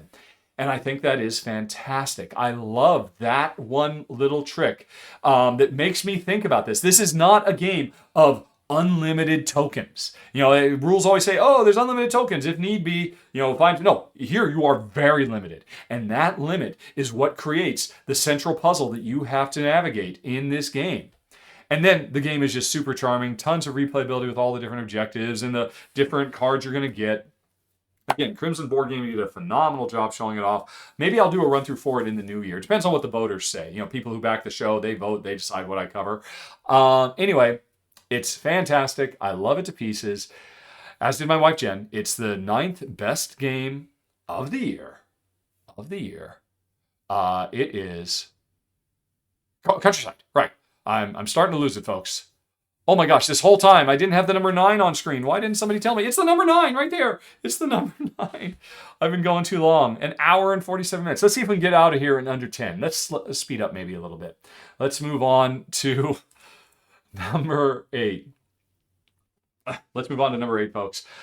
Moon Colony Bloodbath. Oh man, this was one of the first games I played before we moved from America to Ireland this year, and Jen and I loved it. And here's the deal. I mean, that's saying something, because Jen should not love this game. This is a very macabre game. Kind of got a 50s Americana vibe, assuming we went to the moon and had robots on the moon back in the 50s or 60s. You know, the space race escalated very quickly, and so we are trying to build our moon colony, get it full of people so we can succeed. But here's the problem. There's going to be a bloodbath in our moon colony, because this is a deck builder, but it's a communal deck builder. There is a deck of cards that we go through. Let's see, here's the game set up. And here's the central card that it's bingo style. We reveal the top card, everybody responds to it. Whether it says, hey, harvest stuff from your moon crops, or bring more people to the planet, or make money. It's basically activating this circle of 5 different actions we can do. And the cards come out and they say what we can do, and we all get to do it at the same time. And at the beginning of the game, there's just good stuff. All these 5 good things, harvest more ore so we can build more buildings. And the buildings we build, we put here in front of us, and they have special powers and whatnot, and they, have space for people to live as we bring more colonists up onto the moon. But there's a card in here that's, I forget what it's called, but it's basically Robots Go Haywire card. And when that card gets drawn, we draw from this deck of doom and destruction a new card that's going to go into this deck. And when that card comes up, robots go haywire and they start murdering the colonists. It's a literal bloodbath. You never see any grossness. There's no blood in this game. It's all very tongue-in-cheek. It's very, what if Tim Burton made a PG film about a moon colony bloodbath? That's kind of what this would be, set in 50s Americana. That's kind of what this game would be. So don't worry, there's no gore or guts or anything. It's all handled off screen. It's just that when these haywire robot cards come up, everybody has to lose a certain number of their colonists. And the last player to survive, because we're just going to keep going through this deck, building up, gathering resources, trying to build buildings, getting more people to come, and then steadily, progressively, more and more disasters. Not just robot disasters. There's moonquakes and all kinds of other things too. But more, air leaks. More and more disasters keep happening, and the deck, which started out with nothing but good stuff, becomes an obstacle course to navigate. All the bad things that are going to happen, and so you're just trying to hold on, trying to build up. Not just at the beginning of the game where you're just building anything, but now you're trying to build up to protect yourself and prepare for the specific disasters in your deck, because every time you play, it's going to be a different combination of disasters drawn from the central deck and going in. And, every time you go through the deck, through attrition, you are going to have fewer and fewer people until eventually you just can't keep up and you get wiped out and you're eliminated from the game. And once that starts happening, people are going to start dropping like flies. And when there's one person left, they're the winner, the last one standing. And it is awesome. There's so much replayability because of the different combinations of disasters that are going to show up and powers you get to fight those disasters.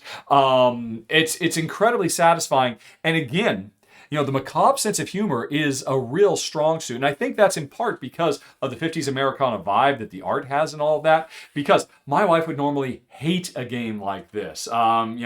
She does not go for dark gallows humor. But I was shocked when she started making jokes about, here comes the air leak again, because you just have to. It's just disaster after disaster after disaster as you barely hold on.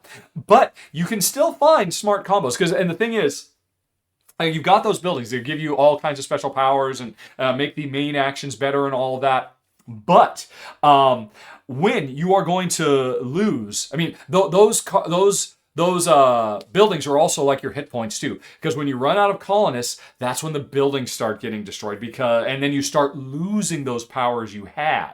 So you're desperately trying to build them back up or get more people to protect your buildings, because the buildings are full of people too. It's so clever. From designer Donald X. Vaccarino, Mr. Dominion. I said at the time when I covered this back in February, I think, this is his second best game ever. And I've played, I think, every one of his games he's ever done. Dominion is still his best, but this is his second best. Although, honestly, this might be my favorite. I definitely like this more than Dominion. I love the speed. I love the humor. I love... oh, my goodness. Sorry, folks. Hold on. I love the clever card comboiness. I love the desperation. Just clinging, holding on for dear life, knowing that maybe you're going to survive one more trip. But if the cards come out in a certain order, you'll be destroyed because you're prepared for this to happen before this. Like I said, that's hard. It's a deck builder. It's the cruelest, nastiest deck of cards you will ever see in all of board gaming, and it's awesome. I am not alone in this. This is making a lot of top 10 of the year lists, and with good reason. I think everybody is so impressed by this. Personally, for me, it comes in at number 8, Moon Colony. Oh my God. Folks, I gotta take a break for a second. Anyway, number 8, sorry, Moon Colony Bloodbath. Okay, Jen is making some bouillon. The honey water was not cutting it, so that'll be coming soon. But I really want to get this done. Oh my gosh, it's almost 1 o'clock, and I need to get this posted. Normally I do this. Anyway, let's move on to number 7, Rising Cultures. I think I said at the time when I covered this, when I did a run through for it, this is the best Civ building game of the year. And I stand by that. It is absolutely phenomenal. And what is it? Well, unlike most civilization building games that are these big, huge, bombastic things that go on for hours and hours, like one I talked about earlier in this very countdown, this is a Civilization Express game where each time you play, each player... Oh, thank you. Thank you. Oh, I can feel it's warm. It's very hot. but that works so much better than honey water. Good. Oh, thank you, honey pie. Okay. Thank you. I can make it, folks. All right, anyway, sorry. So this is a game where each time you play, you're going to pick one of, if I recall correctly, there are 4 different ancient civilizations, Egypt and Mesopotamia, and I can't remember the other 2. But whichever one you pick, you have a deck of 10 cards. And this is very much an asymmetric game. Each one of these civilizations works radically different. Like Egypt has a special thing where they're actually developing the Nile, which you and your opponent... By the way, this is another 2-player only game, folks. Oh man, the year of 2-player gaming that isn't actual duels. But, if you're Egypt, you can develop the Nile, which is a source of plenty for both players. If you're Rome, you get better access to military stuff, stuff like that. Yeah, Rome was one of them. The Caliphate was the other one, the Abbasid Caliphate. Anyway, each one has a deck full of cards that are different types of cards. And at the beginning of the game, you're going to have your handful of cards, and what you're doing on your turn is you draw, if I recall correctly, you draw 4 cards. And you're going to play 3 of those cards, and then the other one you don't play goes back onto your deck. So you know a card that's going to be in your hand next round. So whatever you're doing on this round is in large part to prepare for that card you sent back so you can be ready for it next round when it shows up. And this is a multi-use card game along the lines of, the all-time greats, Glory to Rome, or La Granja or El Burro. Because when you take these cards, the ones you keep, first of all, you can always trash them to make a buck, which you need money, and money is tight in this game. But if you play them to the bottom of your board, they become resource generators for all the different stuff, the food and the stone and all that stuff you need for your other things. If you play them to the right of your board, they become military elements. Let's go ahead and zoom in. I'll zoom in to the right of my board. If you play them to the right of your board, you end up matching icons and you get a bigger and stronger military, which means if you've got the right military troops, at the end of the round, you can compete to see who wins the next colony, which can become huge, game shifters as well. So if you play them to the bottom, it's those icons that become more resources. If you play them to the right, it's military. If you play them above your board, then they become new powers. Oh, sorry, those are colony. What am I looking at here? This player. Okay, if you play them above your board, what have I just done? Zoom in again. Play them above your board. here they are over here, then they become income sources, or they become goods conversion things, or they become objective type things. They become all kinds of things. And here's where they can become the Nile, or they can become special powers you've got. Like one of them, there's one player who gets these special citizens that kind of function like technology in Seven Wonders, and no other player has that. They can become buildings, they can become people, they can become all kinds of stuff. So that's what happens if you play them to the top, and in which case they're not harvesting, or they're not generating the military they might do. Or the other thing is, when you every time you build a new card up here, you have the option to take the most recent card that you played at the bottom for, like look at all these powers that Marcus Aurelius does.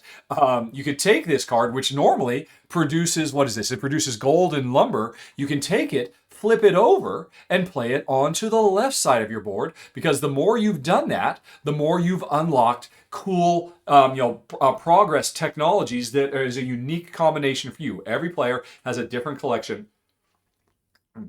It's cooling down now, of these technologies off to the side. So that's it. 4 different uses for 5, because you can also trash them to make money if you don't have use for them.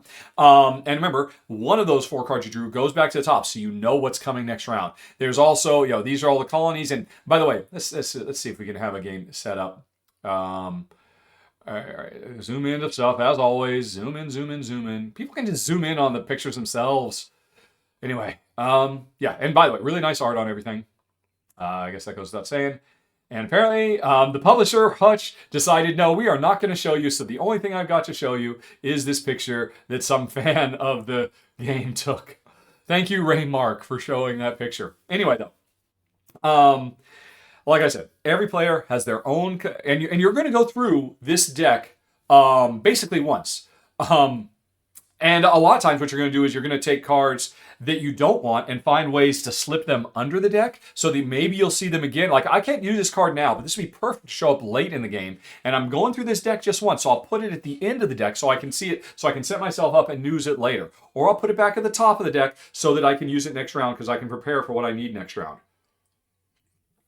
That's the crux of the game. And from that very simple description, oh my gosh, the elegance and the decision making is off the charts amazing with this game.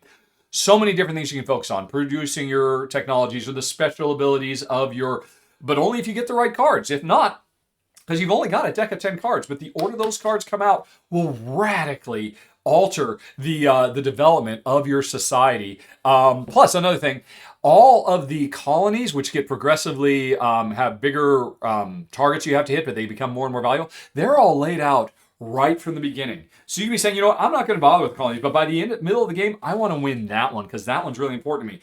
Very Feldian 12 Years of the Dragon, or 12 Months of the Dragon, Year of the Dragon, where you get to make these long-term plans, because you can see all of those, but you're also dealing with your short-term tactical stuff based on the cards you draw.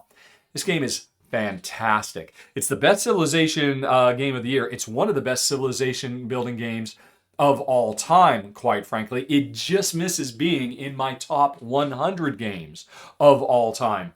And you know what? If this game ever gets an expansion, and I know they're working on it, they've got to be working on it. I think the designer has actually posted on Board Game Geek that he is working on expansion content for it now. If it gets a few expansions, so we've got more than just these 4, it's enough. The base game is enough to play over and over again. But if you can double the number of ancient civilizations we throw in here, I don't see any way this game doesn't eventually make it into my top 100 games of all time. It is that good. I've done a run-through for it. My apologies. I filmed the run-through when I was still on the road, and my camera was starting to degrade, so it's a little soft and fuzzy, but you should get a pretty good idea of the gameplay, what makes it so great, what makes it the 7th best game of the year. Rising Cultures. Okay.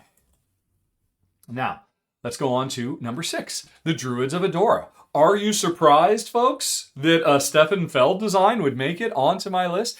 Well, it might be a bit surprising, because this is not the only Stefan Feld game that came out this year, but it's the only one that made it into my top 25. Sorry, other ones. The latest City games, It may issues. By the way, folks, if you're curious about any of the games that didn't make it on this list, again, I'm looking at you, Galaxy Cruise or Valencia or some of the other ones that everybody's excited about. Let me know down in the comments. I answer any question anybody ever asks. So I'd be more than happy to say where is X, Y, or Z. But anyway, why did Druids of Edora make its way all the way into the upper levels, the top 10? Well, because it is, I think I said at the time when I covered it, I said, this is the return of classic Feld, and I meant it. This feels like an old Feld game that may have come out like, 10 years ago. That is a zoomed in picture that doesn't help me, or it doesn't help any player understand anything about the game. Okay. Thank you, Das Spielschaft, for doing the job that the publisher should do. Here is the game. We are druids. We're doing our druidy thing in, the ancient times. And what we're doing is, basically, we have a bunch of dice. We start with some, and we have more dice that we can grab. You can see they're up on this main. All right, let's go ahead and zoom in. That's what I'll have. Is this, no offense to Spielshop, but surely the publisher did an actual picture of this game where you can see it. First player, somebody playing Spiel. That one looks a bit higher res. But no glamour shots from the publisher, only glamour shots of super zoomed in pictures, which again, don't help sell your game. Just take high res pictures and players can zoom in on your, anyway, sorry. Again, let's go for this one. This one seems like a little bit better. Yeah. Okay. So we have our druid. We're going to move around from clearing to clearing in this misty dark forest. And we do it by playing dice.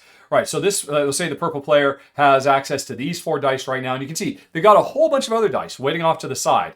They know what the values of those dice are as part of setup, and they need to grab these because to be able to move, you need 2 things. You need provision tokens, and you need dice. You spend your provision to move. If I recall, I think by default you can move up to 3. So like, where is purple on this board? Purple's over here.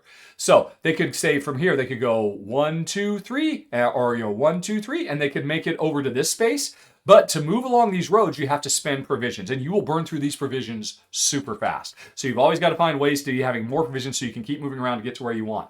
But whenever you get where you're going, boom, they want to move over here.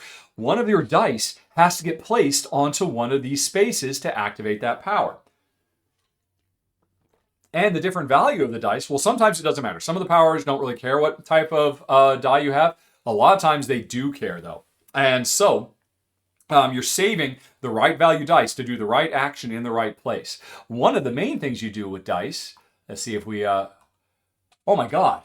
All right, this game, it says it's the end of a game, but it clearly can't be because they never built any of their... look at this person. They never built any of their Stonehenge-y things. All right, that picture doesn't work. Let's go back to another one. All right, where is that other one that was actually a real game? All right, here we go. Oh, that's a good one. That one's not bad. Okay. Although, again, this is a picture where they built one thing. Okay. So one of the things you'll do is you will build different types of henges out on the board. And at the end of the game, whoever has the highest value die in a place where there are these little henges that can be built, well, they will score points for all those henges. So there's like kind of an area majority thing going on. But here's the thing. So if you're going to go to a place where you think yours and maybe other players' henges, or you see somebody else has built a henge and they're going to score points for it, you might want to move in there, build your own henge, but then do it with a higher value die than your opponent so that you'll score the points for your henge and their henge. Just, point scoring stuff. But the problem is, whenever you put your die out, remember how you had to use provisions to move around? You also have to spend those provisions to put the die. If you put a 4-pip die out, you got to spend 4 provisions to put it on the board. And that can be painful because you need those 4 provisions to move from one side of the board to the other to get to the next action you want to do. So that's where the main tension of the game comes in. You've got limited resources. You need to spend those resources to move around, but you also need to spend those resources to get your dice. But the dice themselves are limited resources because every time you move, you're putting a die out. And once you're out of dice, you're screwed. Once you're out of provisions, you're screwed. So Which is to say, you have to take a turn where you basically achieve nothing, and you get some free dice and some free. I think you get 1 die, or I forget how many dice you get. You get some dice and some resources, and then you start again. You don't want that to happen. So, as an incidental action off of everything else you're doing, whether it's getting more scoring tiles or technology tiles or building stuff out on the board, or trying to get groups of your dice in certain places, or so you can make bridges from one spot to another, so you can score these outer henge things. There's a bunch of different stuff you're trying to do, but it's all with very limited resources. And as you're trying to do these main things, you're also trying to find ways just to squeeze a couple more dice here or a couple more provisions there, so that you won't find yourself completely stalled and then have to spend one of those turns getting more resources. And that's the puzzle of the game, and it's a brilliant puzzle. Because of course it is. Stefan Feld never fails. It's a simple, beautiful little germ of an idea that just works wonderfully. Also, in case you can't quite tell, this board is randomly generated, as is the outside of the board. So every time you play, you're going to get different combinations of stuff in different spots. And it's just a blast. It's fun from start to finish. I'm pretty sure I've done a run through for this now, so you can watch me play it in the links down below. But yeah, it's just the best. I know there are some people who complain that they don't think the game works well as a 2-player game. I say hogwash to that. I've only played this as a 2-player game, and I think it's great. People complain because the game does not tighten up the board and make it smaller. It's like here's like a real 2-player game at the end of the game. And so you can see in this game, there was like only 2 places where these players actually vied for domination, because hey, the red player has and so scored the points off of that. It has a 3-2. Over here, the brown player has a 4-2. And so they say, oh, the board's not tight enough to force people to fight. I'm like, did you not play the game? You are able to move around. If red is over here and you want to score the points off the red over, just move over there and build. We don't have to be all squeezed into the space of a closet to get into those area battles. I mean, purple over here built some stuff over there. Why didn't the red player, or kind of, I don't know, rose-colored player, move over here and try to take those spaces? Well, you can see purple definitely put down a 5 and a 6, but there are still things you can do. You can change the value of dice. You can do all kinds of things. You can move stuff around.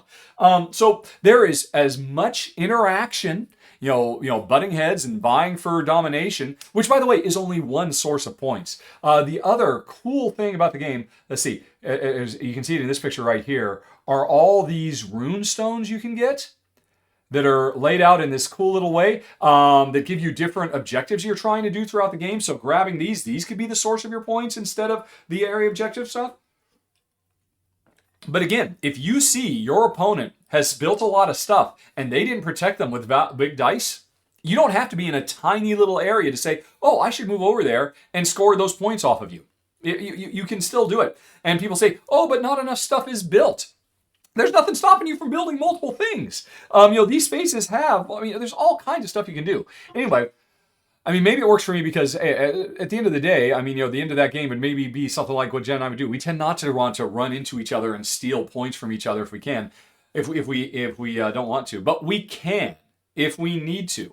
And I think the game works great as a 2-player game. It can be a very aggressive, or it can be very live-let. Whereas if you play at a higher player count, players are going to be button heads all the time. So I think it works great as a 2. Anybody who says it doesn't work as a 2-player game, and there's like half a dozen different variants on Board Game Geek for how to tighten up the board. Feld knew what he was doing. For folks who don't know, Stefan Feld designs games and plays them with his wife. He designs them as 2-player games first and foremost, and then works on the higher player counts. And this game works great as a 2-player. Although, don't get me wrong, people are doing great work. If you did want it tighter, go check it out. On the forum here on Board Game Geek, there are some interesting options, but I'm just saying you don't need it. This game made it to my number 6, as is, I think it's fantastic, the Druids of Edora. We're getting close to the end, folks. And here's another one that's flying under the radar, I think. I don't know if anybody's talking about my number 5, Map Masters, which is from relatively new publisher, Captain Games. And by the way, as an aside, I just want to say, Captain Games, I doff my captain's hat to you. They had a big splash, it was last year or the year before, with a Civ building game that I really want to try, Path of Civilization. I heard it's very, very good, but I have to admit, I passed on it because Path of Civilization was done using AI art.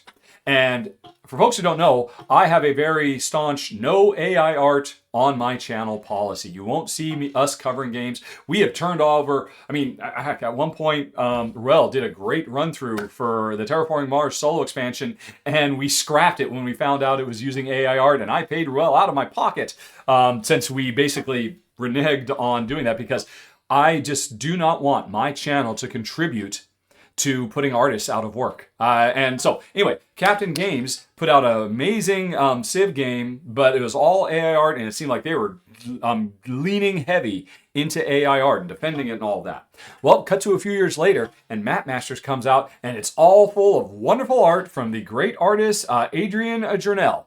And it seems like they are moving in a different direction, and I am so excited for that. Fingers crossed that they will eventually revisit their Civ game and give us a human art created version of that. The Path of Civilization game, because I just can't touch it.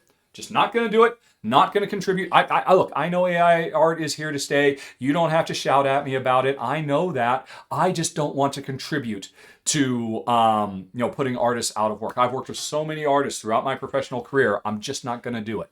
So anyway, I just wanted to say, good job, Map Masters, for listening to people and righting your ship, going in a different direction, and I'm very excited about that. Now, none of that has anything to do with the game Map Masters and why it is in my top 5 of the year. Let me show you some pictures of it. This is a dungeon building roll and write game. That is an extreme zoomed in picture that will not show you. Show me a dungeon. Okay, here we go. So here's a dungeon that a player might build. Wait, is this a co-op dungeon? No, I don't think it is. That's way more cards, though. But anyway, on a given turn, we are going to, end up drafting for cards and get them. If I recall correctly, it's only 7 cards. I might be remembering it wrong because that seems like a lot more than 7 cards. But ultimately, we're going to get a handful of cards and, through drafting, it's kind of standard drafting. And then we're going to take those cards and lay them out, as this player has done here, and try to make the highest scoring dungeon we can. This must be from the co-op game, I bet. Let's see. Let's look at a dungeon that is smaller. All right, let's pause for a second and find one. All right, this one works a little bit better. This is more like it. So they ended up getting their cards and they've laid it out. You can see they can kind of offset them. And then you draw on the cards with the erasable markers that it comes with to trace the path you're going to go through. And of course, you're picking up swords and keys to be able to open up chests and fight monsters. There are, this person could have come in here and said, hey, my path is going to be to fall down this hole and then take this underground and come over here where I would use that sword to fight that thing. In the meantime, I pick up a couple of barrels and then I can climb back out and go that way and trace the best path to score the most points based on whatever the objective is for the round. Because I forget how many, I think we're going to build like 4 dungeons. Maybe it was 5 dungeons over the course of the game with some quick card drafting and then building them. It's very fast and it's a fun little competitive game, and Jen and I liked it quite a bit. The competitive game is not what put this in my, I would not make it in my top 10. I don't even know if it would have made it in my top 25 because I just described the competitive mode where there's a lot of variability, lots of different objectives. And, every time you play, the puzzle of putting your little map together is a blast. It is just fun. Boy, why are these the pictures? All right. And here's a close up of, what they look like. But, all right. So here's somebody. Maybe it was 5. I thought it was 7 cards. Maybe it's 5 cards that you ultimately put together to make a given round's dungeon and score points based on whatever it is that you score for this round. That's a competitive game. It's very nice. I could see a lot of people would like it quite a bit. But I saw a picture in here where people were playing the co-op. Where was it? I'm going the wrong way. Go back the other way. Because the co-op mode, and this game comes, there we go. This game comes with a big book full of lots. Oh, look how much fun Ian Bach and his friends and family are having. Can I zoom in on this? No, I can't zoom in anymore. The game comes with this book of co-op missions you can play, where you set up a whole bunch of cards that represent half the map. And you leave all these gaps in them, in this big checkerboard. And we play the same game, but instead of everybody just drafting for cards and then trying to build our dungeon as fast as we can and then, do our paths in the competitive, we take turns. We can't talk about what cards are in our hands, so it's a limited communication game, playing cards out to fill in all the gaps. Because the different missions that you can play have different goals where you have to fight bosses and you have to get certain spots. So you have to build the dungeon to be able to complete the goal of whatever mission is. And the game comes with, I forget, it's like 10 or 15 different story-led missions you can play through, or you can just play any mission you want. And the co-op, this is phenomenal. I played a lot of limited communication co-op games. This is probably one of my favorite. Limited communication co-op. This was another one, just barely misses my top 100 of all time. Is this my favorite limited communication co-op game? It can't be, but I kind of feel like maybe it is. Because there's a lot we can still talk about. And it's such a big puzzle. Like I said, this is the best picture it shows it, because you can see how big the dungeon will ultimately be as we take turns filling in all these spaces. And as we're filling in the spaces, generally, there are going to be 4 different adventurers who are going to go in. They all come in at different spots, and we are simultaneously trying to make the perfect path for all 4 of these characters. Usually, all of them have different objectives they have to do in the dungeon. And I might say, hey, you know what? I think I've got the cards that will get the blue guy over to the corner he needs to be in. So don't worry about him. I think I'm going to take care of that one. But then I start playing and I realize, oh crap, this card, I didn't see the hole, or I didn't realize that they're going to need a key to open the door, or or a sword to fight the monster. Crap. And I've already built it. Okay. Tell you what. Okay. If you can put because I don't have any. If you can put a portal over here, then that they can take this left instead of the right of what I've created for them, and they can use the magic portal to jump over there, and then they can go back to where they originally were. So, and you can't tell me, oh, I've got a card that has 3 portals and this and that and the other, but they say, oh, you know what? I think I've got it, because meanwhile, you're trying to figure out where to put all of your cards. So that's the kind of collaboration between us. We can just talk broadly about what we need to do for these 4 different adventurers that we have to make independent paths for all of them. And by the way, I didn't mention it. It's probably self-evident from when you saw those other pictures of like a final one. The paths cannot double back on each other. So you can see this path that they've made comes all the way, comes in on one space and goes out on one space. They can't double back. So the longer and more intricate the paths you create, because you want to pick up all this stuff. This path, missed out on, doing other things to make this, although it was a pretty good result. They got a few things that would let them do, because, hey, in this particular one, they were trying to get all these scrolls, which you use to activate the teleporters, but they just were trying to collect the scrolls, because that was 1, 2, 3, 4, 5 points off of that dungeon. Good job on that dungeon. That they made for themselves. But anyway, the fact that they can't double back on each other when you're playing the huge co-op game creates such an interesting puzzle, because you want to be careful not to get them trapped in a corner, unless of course you can find a way to teleport them out. And there's also all kinds of cool special powers you can get that let you break the rules of the game. It's fantastic. I love this game to pieces. Like I said, is this literally my #1 limited communication game of all time? It might be. I'd have to go look at that, which I'm going to do because now I'm curious. Although it's taking more time, I'm running out of time. Okay, wait a minute. No, it's not. Because, there's lots of limited communication. Heck, the original Pandemic rules, if you play by the original rules, Pandemic was a limited communication co-op where you couldn't talk about your cards. There's so many games that do that. I take it back. This is not my favorite of all time, but this is certainly my favorite roll and write where you write on the cards. This is the best roll and write that is about dungeon crawling. And again, it's not because of the competitive game, which is really what the publisher is pushing. And yeah, it's great. It's nice. It's a good intro. I would suggest playing the game first as a competitive game. Don't jump right into the co-op. But after you've played a few competitive games, if you go and start playing around in the co-op side of this game, I don't think you'll come back. Because if you like co-ops, these huge, ginormous, sprawling mazes where you have to come up with all these different solutions to problems, clever ways and, surprises of, a card that will just fit in the right place at the right time.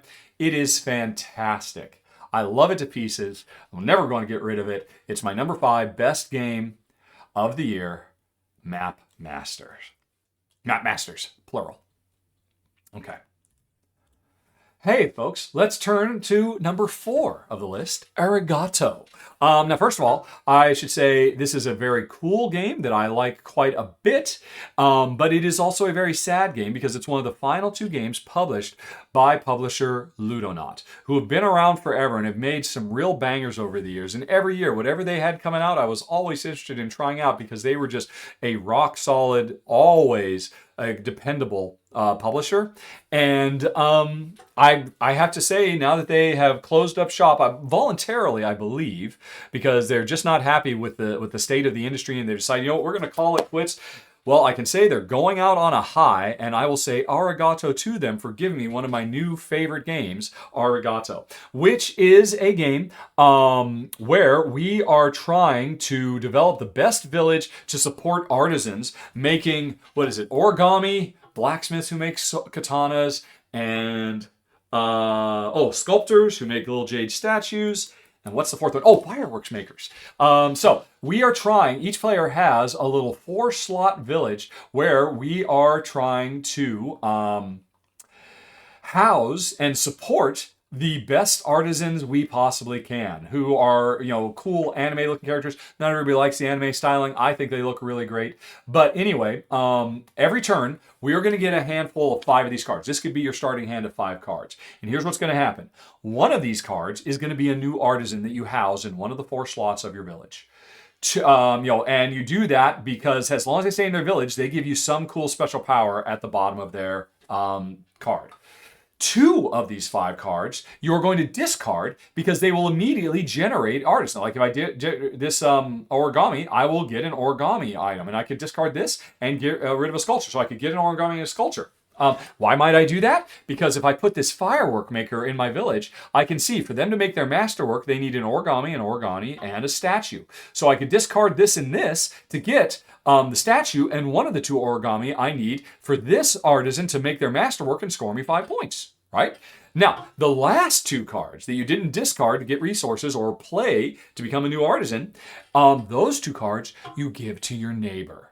So it's kind of a semi-closed hand draft, and I am deciding what 2 of the 5 cards you are going to have next turn. And so if I'm paying attention to what you can do and what you need, I've really got to be careful about not giving you the perfect cards. Although a lot of times, a lot of the powers he's like, if I had this fireworks maker says, hey, I'll score a point every time I give my neighbor a katana card. So if on future turns, if I have this fireworks maker in my village, you better believe if I draw blacksmiths, katana makers, I very much want to give them to you because I'll score points every time I do it.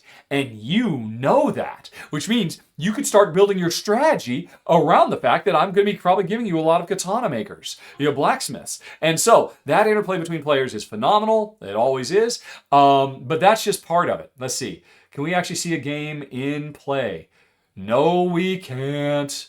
Of course we can't. I should have just found pictures before I started filming everything. Wow, that's it? Literally?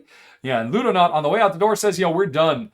I mean, again, just a bunch of glamour shots of extreme close-ups. I'm done with that. Anyway, let's use this extreme close-up. Here's my village, and I've got a couple of blacksmiths. And I can see one of them has already gotten the 3 bonsai trees they needed to make their 4-point masterwork.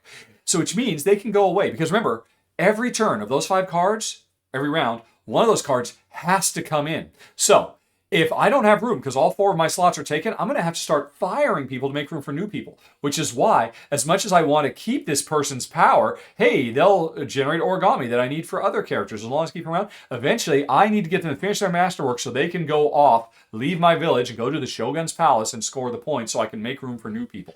And the fact that pressure that you're always under, that you're constantly having to think about, I'd love to keep you around because you combo well with this other card I've got in play, and oh my gosh, I could just ride these 2 to victory if I could, but eventually I'm going to have to get rid of them.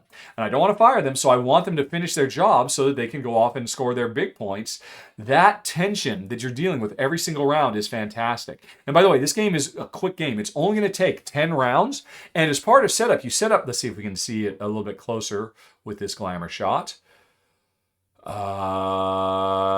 can kind of see it. as part of setup, you take these 2 tiles, and you can see there's rounds 1 through 6, and then there's 7 through 12. It's 12 rounds, not 10. These are both 2-sided, so you flip them, and so these create the 12 objectives of the game. And so I can see at the end of round 1, nothing's going to happen. But at the end of round 2, I've got to have whatever that is. I can't quite see it. This one is round, at the end of round 3, that's a not equal. So I think I have to have 4 different types of artisans. At the end of round 4, I've got to have 2 artisans who I've scored and send them to the gate. At the end of round 9, I've got to have 6 artisans that I've scored and sent to the gate. So you can see all of these from the beginning of the game. And you are trying to set yourself up. If you could score all of them, you would get 55 points, which would be huge. I've actually done it. It is very hard to be able to actually do all of them, but it can be done. But chances are you're going to have to make sacrifices. I don't have the right type of people in my village to score this one because I had to get rid of them on a previous turn to be able to complete this last objective. Being able to have 10. Oh, that's right. There's 12 rounds, but there's 10 objectives you will score. And you're planning all of them from the get-go while still trying to figure out what cards are going to be coming to me from my neighbor based on what they like to do. What cards am I going to be sending away? What cards am I going to get rid of? What cards am I going to keep? And also, this is a game where at the end of your round, if you have more than 7 resources, you have to get rid of them. So you have to be using them. You constantly have to be generating them and consuming them fast because this is a game of vice-like restrictions that makes it fantastic. It is a phenomenal design. Jen and I both really enjoy it quite a bit. I've seen other designs from Florian Skrillex. I do not know the other designer, Melody Ledrot, but I would definitely want to play something else from these two because it's fantastic. And I would want to keep playing new games from Ludonaut, but sadly, this is one of their 2 final published games ever. It's very, very sad, but again, I wish them bon voyage and whatever they're planning to do next. And I say thank you. I say arigato for giving me one of my new faves, Arigato. That was the 4th best game of the year. But now, let's get a drink of bouillon.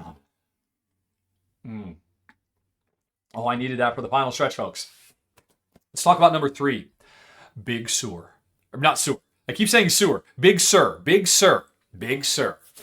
Wow, this game from designer Mondo Davis and publisher 25th Century Games does so much with so little.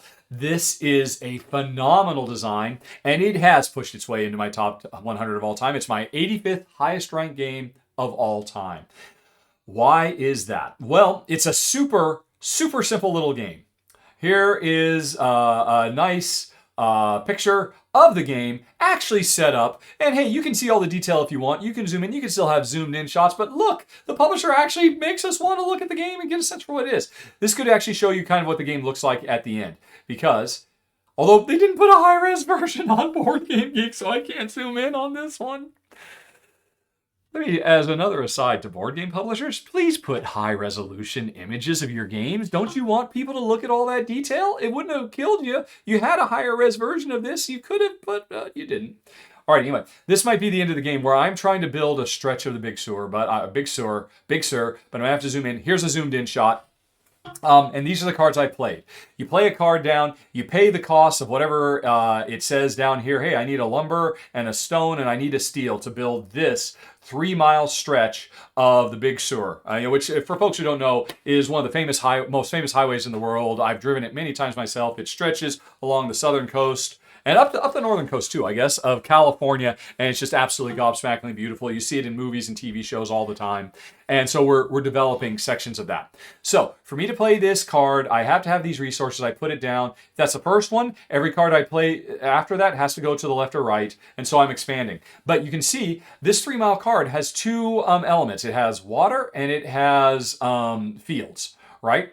And so once I put this down, you'll notice, hey, the one that I put to the right also has water and mountains. This one has water and mountains. So these 3 cards combined create a 3-card stretch of water, right? And that is important. You are trying to put cards down. But this card that has a mountain, the next one might have mountains. So it could be part of a stretch of water and it could be a stretch of mountains. Or if mountains came over here, I think you can see mountains come over there. But I just can't show you because it didn't. Can we show... All right. Nope. All right, is this show, like, I want to show overlapping stretches. Like, here's a stretch of, 3 cards, and it could be 4 or 5 or 6 cards. And the longer the stretch, not just longer in terms of cards, but in terms of miles. Like, this is a 3-card stretch of fields, but it's actually 3 plus 2 plus 1. So this is a 6-mile stretch, which is going to score 6 points then. But were they smart? Yes, because there's the overlap of these fields plus mountain, mountain, mountain, and maybe there's more. No, there's not. So you've also got a 1 plus 3 plus 2. It's another 6-mile stretch of mountains right next to each other. So that's what you're trying to jigsaw puzzle together, getting the right card next to each other to get these stretches. But when you make a stretch that is at least 3 cards long, like they did in this case, there are not objective cards, but bonus cards. They could see, oh, I wanted to build this 3-card stretch of mountain, so I could grab this bonus. It's out of focus, you can't see what it is, but these bonus cards, yeah, you can see in this 3 stretch of field cards, they put this bonus cards. These bonus cards are super powerful, mega, like game-breakingly powerful, but they all are. So as part of setup, so where was that picture that showed the whole game set up? There we go. As part of setup, you can see, hey, these are all out here. Get mountains or fields or whatever. You're trying to make these stretches as long as you can for in-game scoring, but as fast as you can to grab these bonuses and lock them in and power up the different locations of your cards. So all that is awesome, and I love it. I love it to pieces. Just that, the puzzle of what you're trying to do would have been enough to put this in my top 25. But there are other elements that elevated it to the number 3 spot. First of all, let's, and again, I can't zoom in on this one because that would be the perfect one to zoom in on. So there's length 1, 2, 3, and 4. The 3 and a 4 mile, those are just worth more points. So why would you want 1 or 2 mile cards? Hopefully they show some. Yes, the 2-mile cards that aren't going to score you as many points for being, they all have little bonus powers on them. Other ways to score points and whatnot. So you grab them and they give you little mini objectives you're trying to do. And then this is a 1 mile, I know, because this card does not give me, it's only giving me 1 point if it's part of a stretch. It's not giving me power, but it giving me an extra objective. It's giving me permanent, I've always got water. Because, remember, to play this card, I needed water, stone, and lumber. Where do I get that from? The other cards in my hand. Because the back of every card, and you can see it on the front in the top right corner, this card could have been discarded to provide the lumber to build this card. This card could have been discarded to provide the engineering for this card. So you're always having to sacrifice cards that you want to build because they're perfect for your jigsaw puzzle to be able to play other cards. But if you do mile 1s that aren't going to score you many points, they give you permanent access to the resources you need so you don't have to sacrifice as many cards, right? So that's cool. But then there's something else, and this is the coolest thing about it. You can see it here, but I think you'll see it better in the main picture.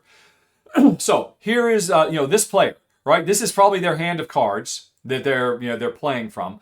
This is the cards they discarded. Every time you discard a card to get the resource to build another card, you put it on top of your discard pile, and as long as it stays on top of your discard pile, it continues to provide that resource. So this card was discarded to provide lumber to build one of these cards, but as long as it stays here, it will continue to provide lumber in the future. But as soon as you discard something else, you're going to cover up this with something else. So your cards have multi-uses in multi-ways. And I multi-love it. This is so clever. I know there are other games I have played. If you can think of any, folks, let me know down in the comments where you care about both what's on the front of your card and what's on the back of your card.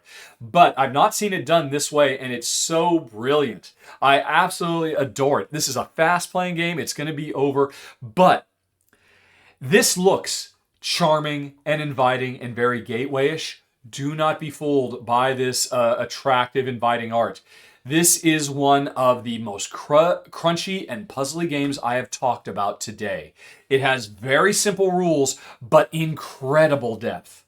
The trying to bear all that stuff in mind. I should warn you, this game can be very analysis paralysis inducing. The depth of the interaction of these cards is so rich. Even though the rules themselves are so simple, it gives you so much. I could not rank this at the top of the list. I could not put this in my top 100 games of all time.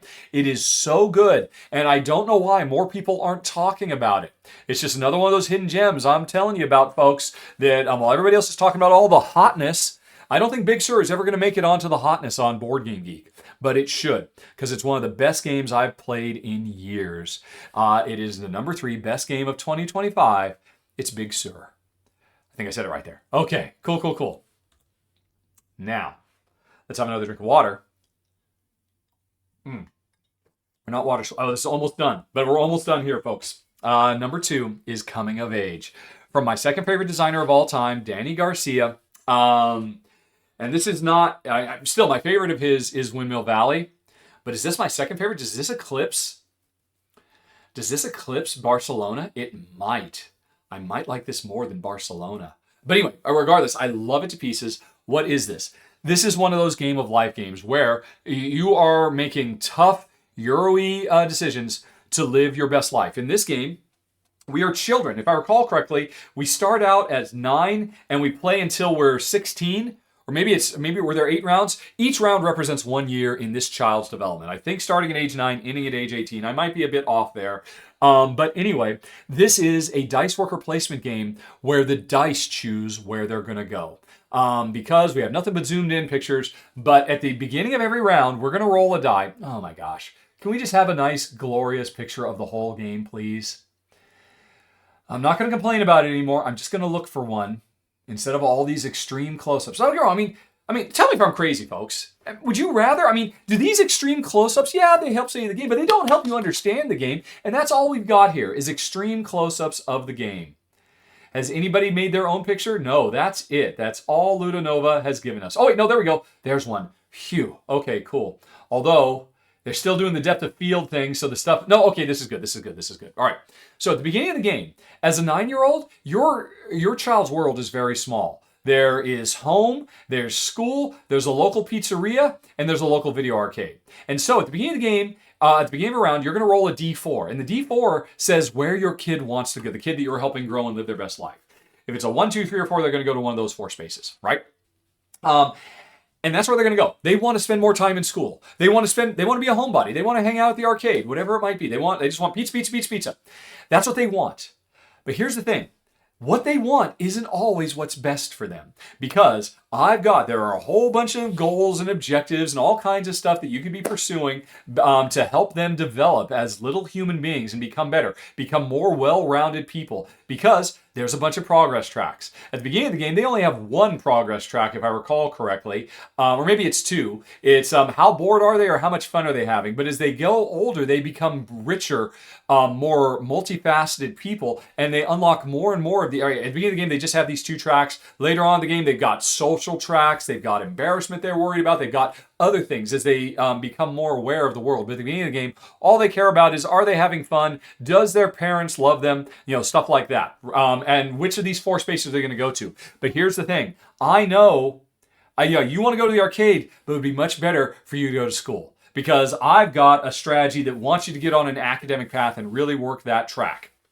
So I can override what the die wants to do by taking a frustration token.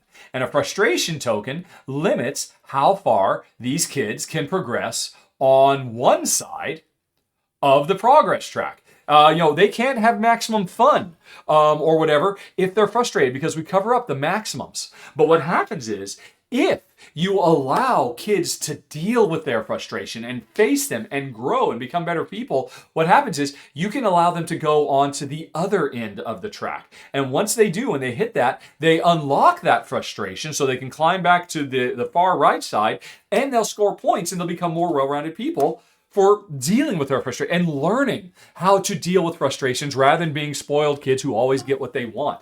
And that's kind of a big crux of the game, knowing when to break the die. And by the way, at the beginning of the game, when I can only go to 4 spaces, I'm rolling a D4. When they go to age 10, they expand. Now they can go to the local gymnasium and they can go to the movies. And so there's 4 places to go. I'm rolling a D6. And hey, they want to go home. And I'm like, no, you're going to go to school again. You're going to get more frustration, but you're going to grow and you're going to learn from it and you're going to build this strategy. And I want you to go there because another player went there, and I want you to meet another player and become friends with them because I want you to build your social network, but I want you to get benefits from your opponent by being friends with them. Stuff like that. I'm just scratching the surface of everything this game does. I would have to talk for a half an hour, and I've done a run through, link down in the show notes, to tell you everything that's going on about the game. But hopefully I've mentioned enough to give you an idea of using dice management. You'll visit different locations in the city, acquiring experiences that will modulate. What is the rest of this? That's actually a pretty good description of the game. That will modulate various aspects of your personality reflected on your personal board with the goal of achieving different life goals. Wow, whoever wrote that up did a perfect, I should have just written that, because that's what you're doing in this game, and it's awesome. Honestly, I'm telling you here right now, folks, this is the best game of 2025 from a gameplay point of view. I love everything about the gameplay, the way it levels up, and because they level up as a person, as a more well-rounded person. They get access to more stuff. The social game you're working on, the locations you visit, the objectives, creating lifelong memories. That's one of the main ways to score points in this game. Is get these memory cards that are up here that represent. Okay, this is a formative moment in my life, and I'm going to claim a memory card. I love everything about it. I love the theme. I love the story it tells. So why isn't it my highest ranked game? Why is it number 2? One mistake that was made with the game, which is, in the interest of making this language independent, they stripped a lot of the theme out by taking the words off of the tiles that represent whether you're ambitious or withdrawn or serious. They had all these different terms on all the different objective tiles you could get that would help you tell the story of what the child you're controlling is growing up to be. What they gave, what they compromised, what they abandoned, what they excelled at. And it's heartbreaking that the publisher decided, let's remove all that information and just reduce everything to a bunch of icons. And so much of the storytelling, the rich, evocative story this game told, was just ripped away and reduced to trying to match icons on icon tokens. And it's like, that breaks my heart. I wish they hadn't done that. You can read the rule book and see all the theme there, but while you're playing, you don't have time to do that. I need to see that information right in front of me. And I think a huge mistake was made with the development of this game. And I'm still hoping somewhere at some point, some industrious board game geek ends up coming up with sticker sheets that I can then send to some print-on-demand shop and have me mailed a bunch of stickers that look good using the look of the game that I can put on every single one of those tiles so I can get my theme back. Because then could this eclipse Windmill Valley? It might. But this would climb even higher into my top 100 games of all time if the theme were allowed to present itself and become part of the experience instead of hiding it and keeping it at arm's length. And the game deserves better, and I'm hoping the publisher does this. That they hey, look, I will pay $10 to have a sticker sheet sent to me so I can just put them on there. That's all I want. And then this will be the best game of the year. In my even higher, it's like I got number 78, highest ranked game of all time. It would make it into my top 50 easily if that could happen. Fingers crossed. And if the publisher doesn't do it, somebody out there, somebody with graphic design skills who knows how to use these print-on-demand websites, please, as a favor to me, do it so that I can then pay $15 rather than $10 to get this done, to make this the greatest game of all time, or the greatest game of life game of all time, because it could be. But even still, even without that, even though the theme is sadly neutered for no good reason, I still, and I talked about this more in my final thoughts of the game itself, I still gotta say it's amazing, but it's my number 2 instead of my number 1 best game of the year. Coming of age. All right, I'm going to pause one last time before we go into the final. Okay, I'm back, and I am out of bouillon, but I think I'm ready to tell you about the best game of the year. Although, strictly speaking, remember, like I said up front, the best game of the year was really Manhattan Project Energy Empire, the new. But again, if you skipped right here, I talked about this up front. Why? It's not Manhattan Project Energy Empire that made it. And also, by the way, folks, if you're wondering why didn't that make my list, why didn't other games make the list, let me know down in the comments. I'm ready to and able to talk to you about where they would have made it. Which game is my number 26? My number 38. Again, I played well over 100 or close to 200 games that came out in this year. I can tell you about all of them. Just let me know down in the comments. Whatever you just need to know, I'm there for you, baby. But let's move on to number 1, the best game of the year, Recall. From the same team that brought us a few years ago Revive. This is sort of an unofficial sequel to Revive. And as far as I'm concerned, it is superior to Revive. And it has replaced Revive for me. Revive was in my top 10 a few years ago, but it is no longer on my shelves because I've only got so much space. And Recall improves on Revive in almost every way. Not quite. There's a couple things that Revive still does better. But you might not have played Revive, so why am I even talking about it? Well, first of all, I should actually, before I'm going to talk about this a little bit more, because a lot of people are drawing the comparison between Revive and Recall, because they're kind of set in the same continuity, story, narrative work. Maybe not. It's never 100% confirmed, unless it has been. Let me know down in the comments. But it is from the same designers, and it has kind of the same look and feel. It is a many generations past post-apocalypse. Humanity has come back and is trying to rebuild on the ruins of what has come before and all of that. And it's called Recall because we're so far in the future, we do not remember our forebears, and we're trying to learn and recall information about them, because the more we recall about the factions and the tribes and the ancients that have come before us, the more powers we unlock and the more powerful we become, because knowledge is the greatest tool. It's the most important thing we have ever decided to do as a species, to put ourselves forward, is to learn from each other. And that's the theme of this game, and I love it for that. But enough about all that. Let's actually talk about it from a gameplay perspective. And hey, you know what's good? Showing the back of the box. They do put good pictures of games on the back of the box, don't they? The back of the box isn't always just extreme zoomed in, where we lead our tribe, explore land, discover ancient civilizations, and learn from them. That's the important thing. That's the story that's told here, and I love it for that, but let's talk about the gameplay. Strictly speaking, this is a worker placement game of sorts. Let me go on ahead and zoom in, and oh, look, there's a nice high-res image, so I can actually zoom in and show you stuff, but people can look at it in detail. Each player has access to these big green worker placement actions, and to activate them, we take these key tokens, and we slot them in, because you can see it's a double-layer board, and we then get to do the action there, and whatever action is on the key token as well. So that mixing of combine workers, and we level up our workers over time and give them access to actions, because at the beginning of the game, I assume there's going to be a picture where there are workers that don't have any powers on them.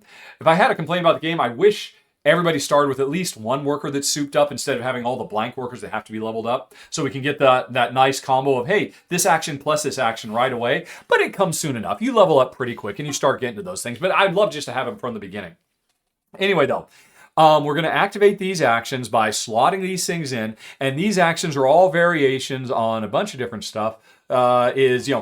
Traveling around the world, flipping tiles face up to discover what's there, discovering traces, knowledge of the ancient tribes that are long lost, building up new buildings that do different things for us and score in different ways and whatnot. Here you can see all the keys up there, leveling up our blank keys so they become more powerful, and doing all kinds of stuff. Finding resources, finding surprise loot boxes. Who knows what's in the box? Open it and see. Kind of video game-ish and whatnot. But also, as we reveal things too, if other players are around, we benefit from other players being part of that, because if other players see us discovering stuff, we score points off it. When we move around, we have these groups of our people who we can, if I'm going to move, if I'm the red player, I can pick up these three and I can move them around and drop them off or keep them together. Moving across different areas requires different things, like getting across water requires investments in technology or going a long way around and whatnot. And but you can drop people off or let them split off and go in different directions. So the exploring and exploiting of the world is phenomenal. It's fantastic. It's very satisfying to see the world. Because, these are not a bunch of individuals. These are, 1, 2, 3, 4, 5, 6. These are 7 hex big mega tiles. So when a big one is revealed, everybody's excited because a whole bunch of new opportunities have shown up in the world and everybody's going to race to get there. But that's one place where this is very different from Revive. Because in Revive, once somebody has claimed territory and done the thing there, it's theirs and nobody else can get it. So Revive could be... Sorry, I keep talking about it because a lot of people want to compare it to Revive. Revive could be a little bit cutthroat, that you're trying to get the stuff and you've gotten everything, you're about to build the thing, but then I sneak in and steal it from you and prevent you from doing what you wanted. I mean, there could be some hard feelings in that. Here, everybody, you can see, look, hey, multiple people have built on a given spot. Nobody, I mean, if somebody goes ahead of me, then it gets a bit more expensive for me to build, but I'm not frozen out. So right there is a huge advantage over Revive. But anyway, so that's a big part of the game. Leveling up your keys, leveling up these actions as well. Putting a leveled up key into a leveled up action is very, very satisfying. As you build more of the different types of buildings, you get the little peekaboo bonuses, that are underneath them and all of that. But let's see, where's a picture of the ancients? That's another picture, right? Okay. As part of setup, there are 3 long-lost tribes that we've forgotten about. They're all face down, but as we're exploring, we can start to flip these face up and learn who they are. And then as we work our way up these progress tracks higher and higher, we can unlock, big bonuses and all of that. But when we learn high enough, we actually learn the knowledge that these lost tribes. First we learn who they are, then we learn what they knew, and then we can use these powers. Because you can see these, they're kind of like spider webs. These are little worker placement spots. Because the most valuable element in this game is not the animals or the buildings you build or the workers that you move around, or the powers you get. There's so much stuff in this game. I can't believe all these zoomed in pictures. Not the crystals you get, which are our main resource. And this kind of borrows from Saltfjord, the idea that you can level them up or degrade them to get other stuff you need. That's a fun little mini game in and of itself. There's so many things you can do, but I can't believe it. There's not a single action disc in any of these pictures, even though it is by far the most important thing in the game. How can there be no Christian? There's Christian, one of the designers. There we go. There's action discs up there. Right. All right. Okay. Yeah. So getting these action discs. You collect them, although this is not where you use them. Remember I was mentioning those spider webs? I can't believe this. This is insane. Let's go back to the box art. I bet you the box art made it clear. Didn't it, Christian? Come on, let's go back. In the future, I'll just use my videos because I know where everything is. All right, so if we zoom in, so this player, has given themselves a power there. They've gotten some other powers by working up the progress tracks, and there's also these communal powers up here. You get these little tokens. Zoom in on one. You store them. Come on. You store them up here. You can see they've got 3 of these powers. And, so they've unlocked this one. This is, they have learned the knowledge of the middle of those 3 ancient powers. Anytime they want, they can put these tokens on there and activate these. And by the time you're done with the game, you've got at least a half a dozen different powers all over the place that you can activate that create these amazing little combo chain potentials. If you get the right combinations of stuff and you get the right tokens and you deploy them smartly and then you use them all up and you recall them, not only recalling the stuff of the past, but you have to recall all your stuff so you can activate it again. And that's the secret sauce of this game.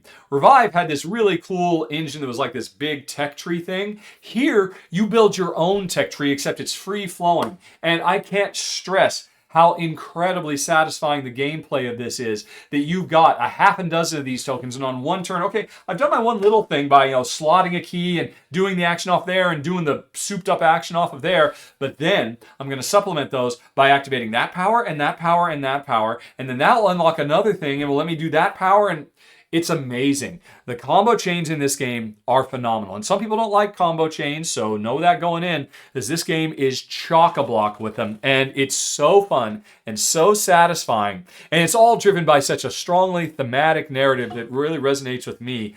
Learning from what has come before, standing on the shoulders of others. I think that is one of the most important lessons that we always have to remind ourselves as a species, that we're stronger together, that we're stronger learning from each other rather than shutting each other out. So, of course, I love this for the storytelling, but what I really love it, I love it for the presentation. I love it for the fun little, it's so satisfying just to slot these keys into the keyholes and get those bonuses and all of that. But it's really the combo chains. Combo, crazy, combo-tastic. It's a deep strategy game from award-winning designers to Revive, focused on exploration and engine building. Your tribe and unique combination of gadgets heavily influence how the game plays, making sure you must adapt and find new strategies every time. All of that is true, and all of that is what makes Recall the #1 best game of the year. And my hats off to Christian and Anna and Helga and I don't know how to pronounce Kjetil. Sorry, that's a hard one to pronounce. Is it a silent K? Is it a silent J? I don't know. But they've knocked it out of the park. It is absolutely phenomenal. And I love it, love it, love it to pieces. And I'm done, folks. You know what? I forgot one thing to mention right. Remember I was talking about, hey, what's coming up on the channel? In the coming week or so, you might want to subscribe. I mentioned a bunch of fun stuff.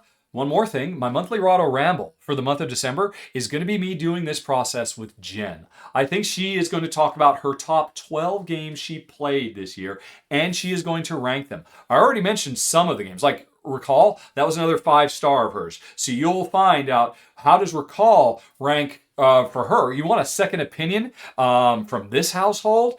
It's always a blast because, well, honestly, it's tough for her to make those comparisons. It's kind of torture, but she puts up with it, and it's an exclusive for backers of the show. At the $2 a month ramble level, you'll get to see my wife rambling through a bunch of the games I just talked about and probably coming up with very different conclusions than the one I did. So that's one more fun thing in the coming weeks on the channel.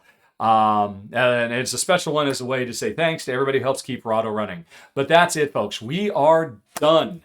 And I'm going to take a break, and then I got to start working on making my anticipated list, and I got to get Jen in here to do all that other stuff. But for now, all you need to do is click one of these things on the screen, right? Right? You can click them, can't you? You got probably now 15 seconds left, I guess, before they go. Are we down to 10 seconds? I don't know. We're running out of time, folks. I'm not doing anything else. I'm giving you 25 games, right? It's enough is enough. Click. For the love of Saint Nick, click.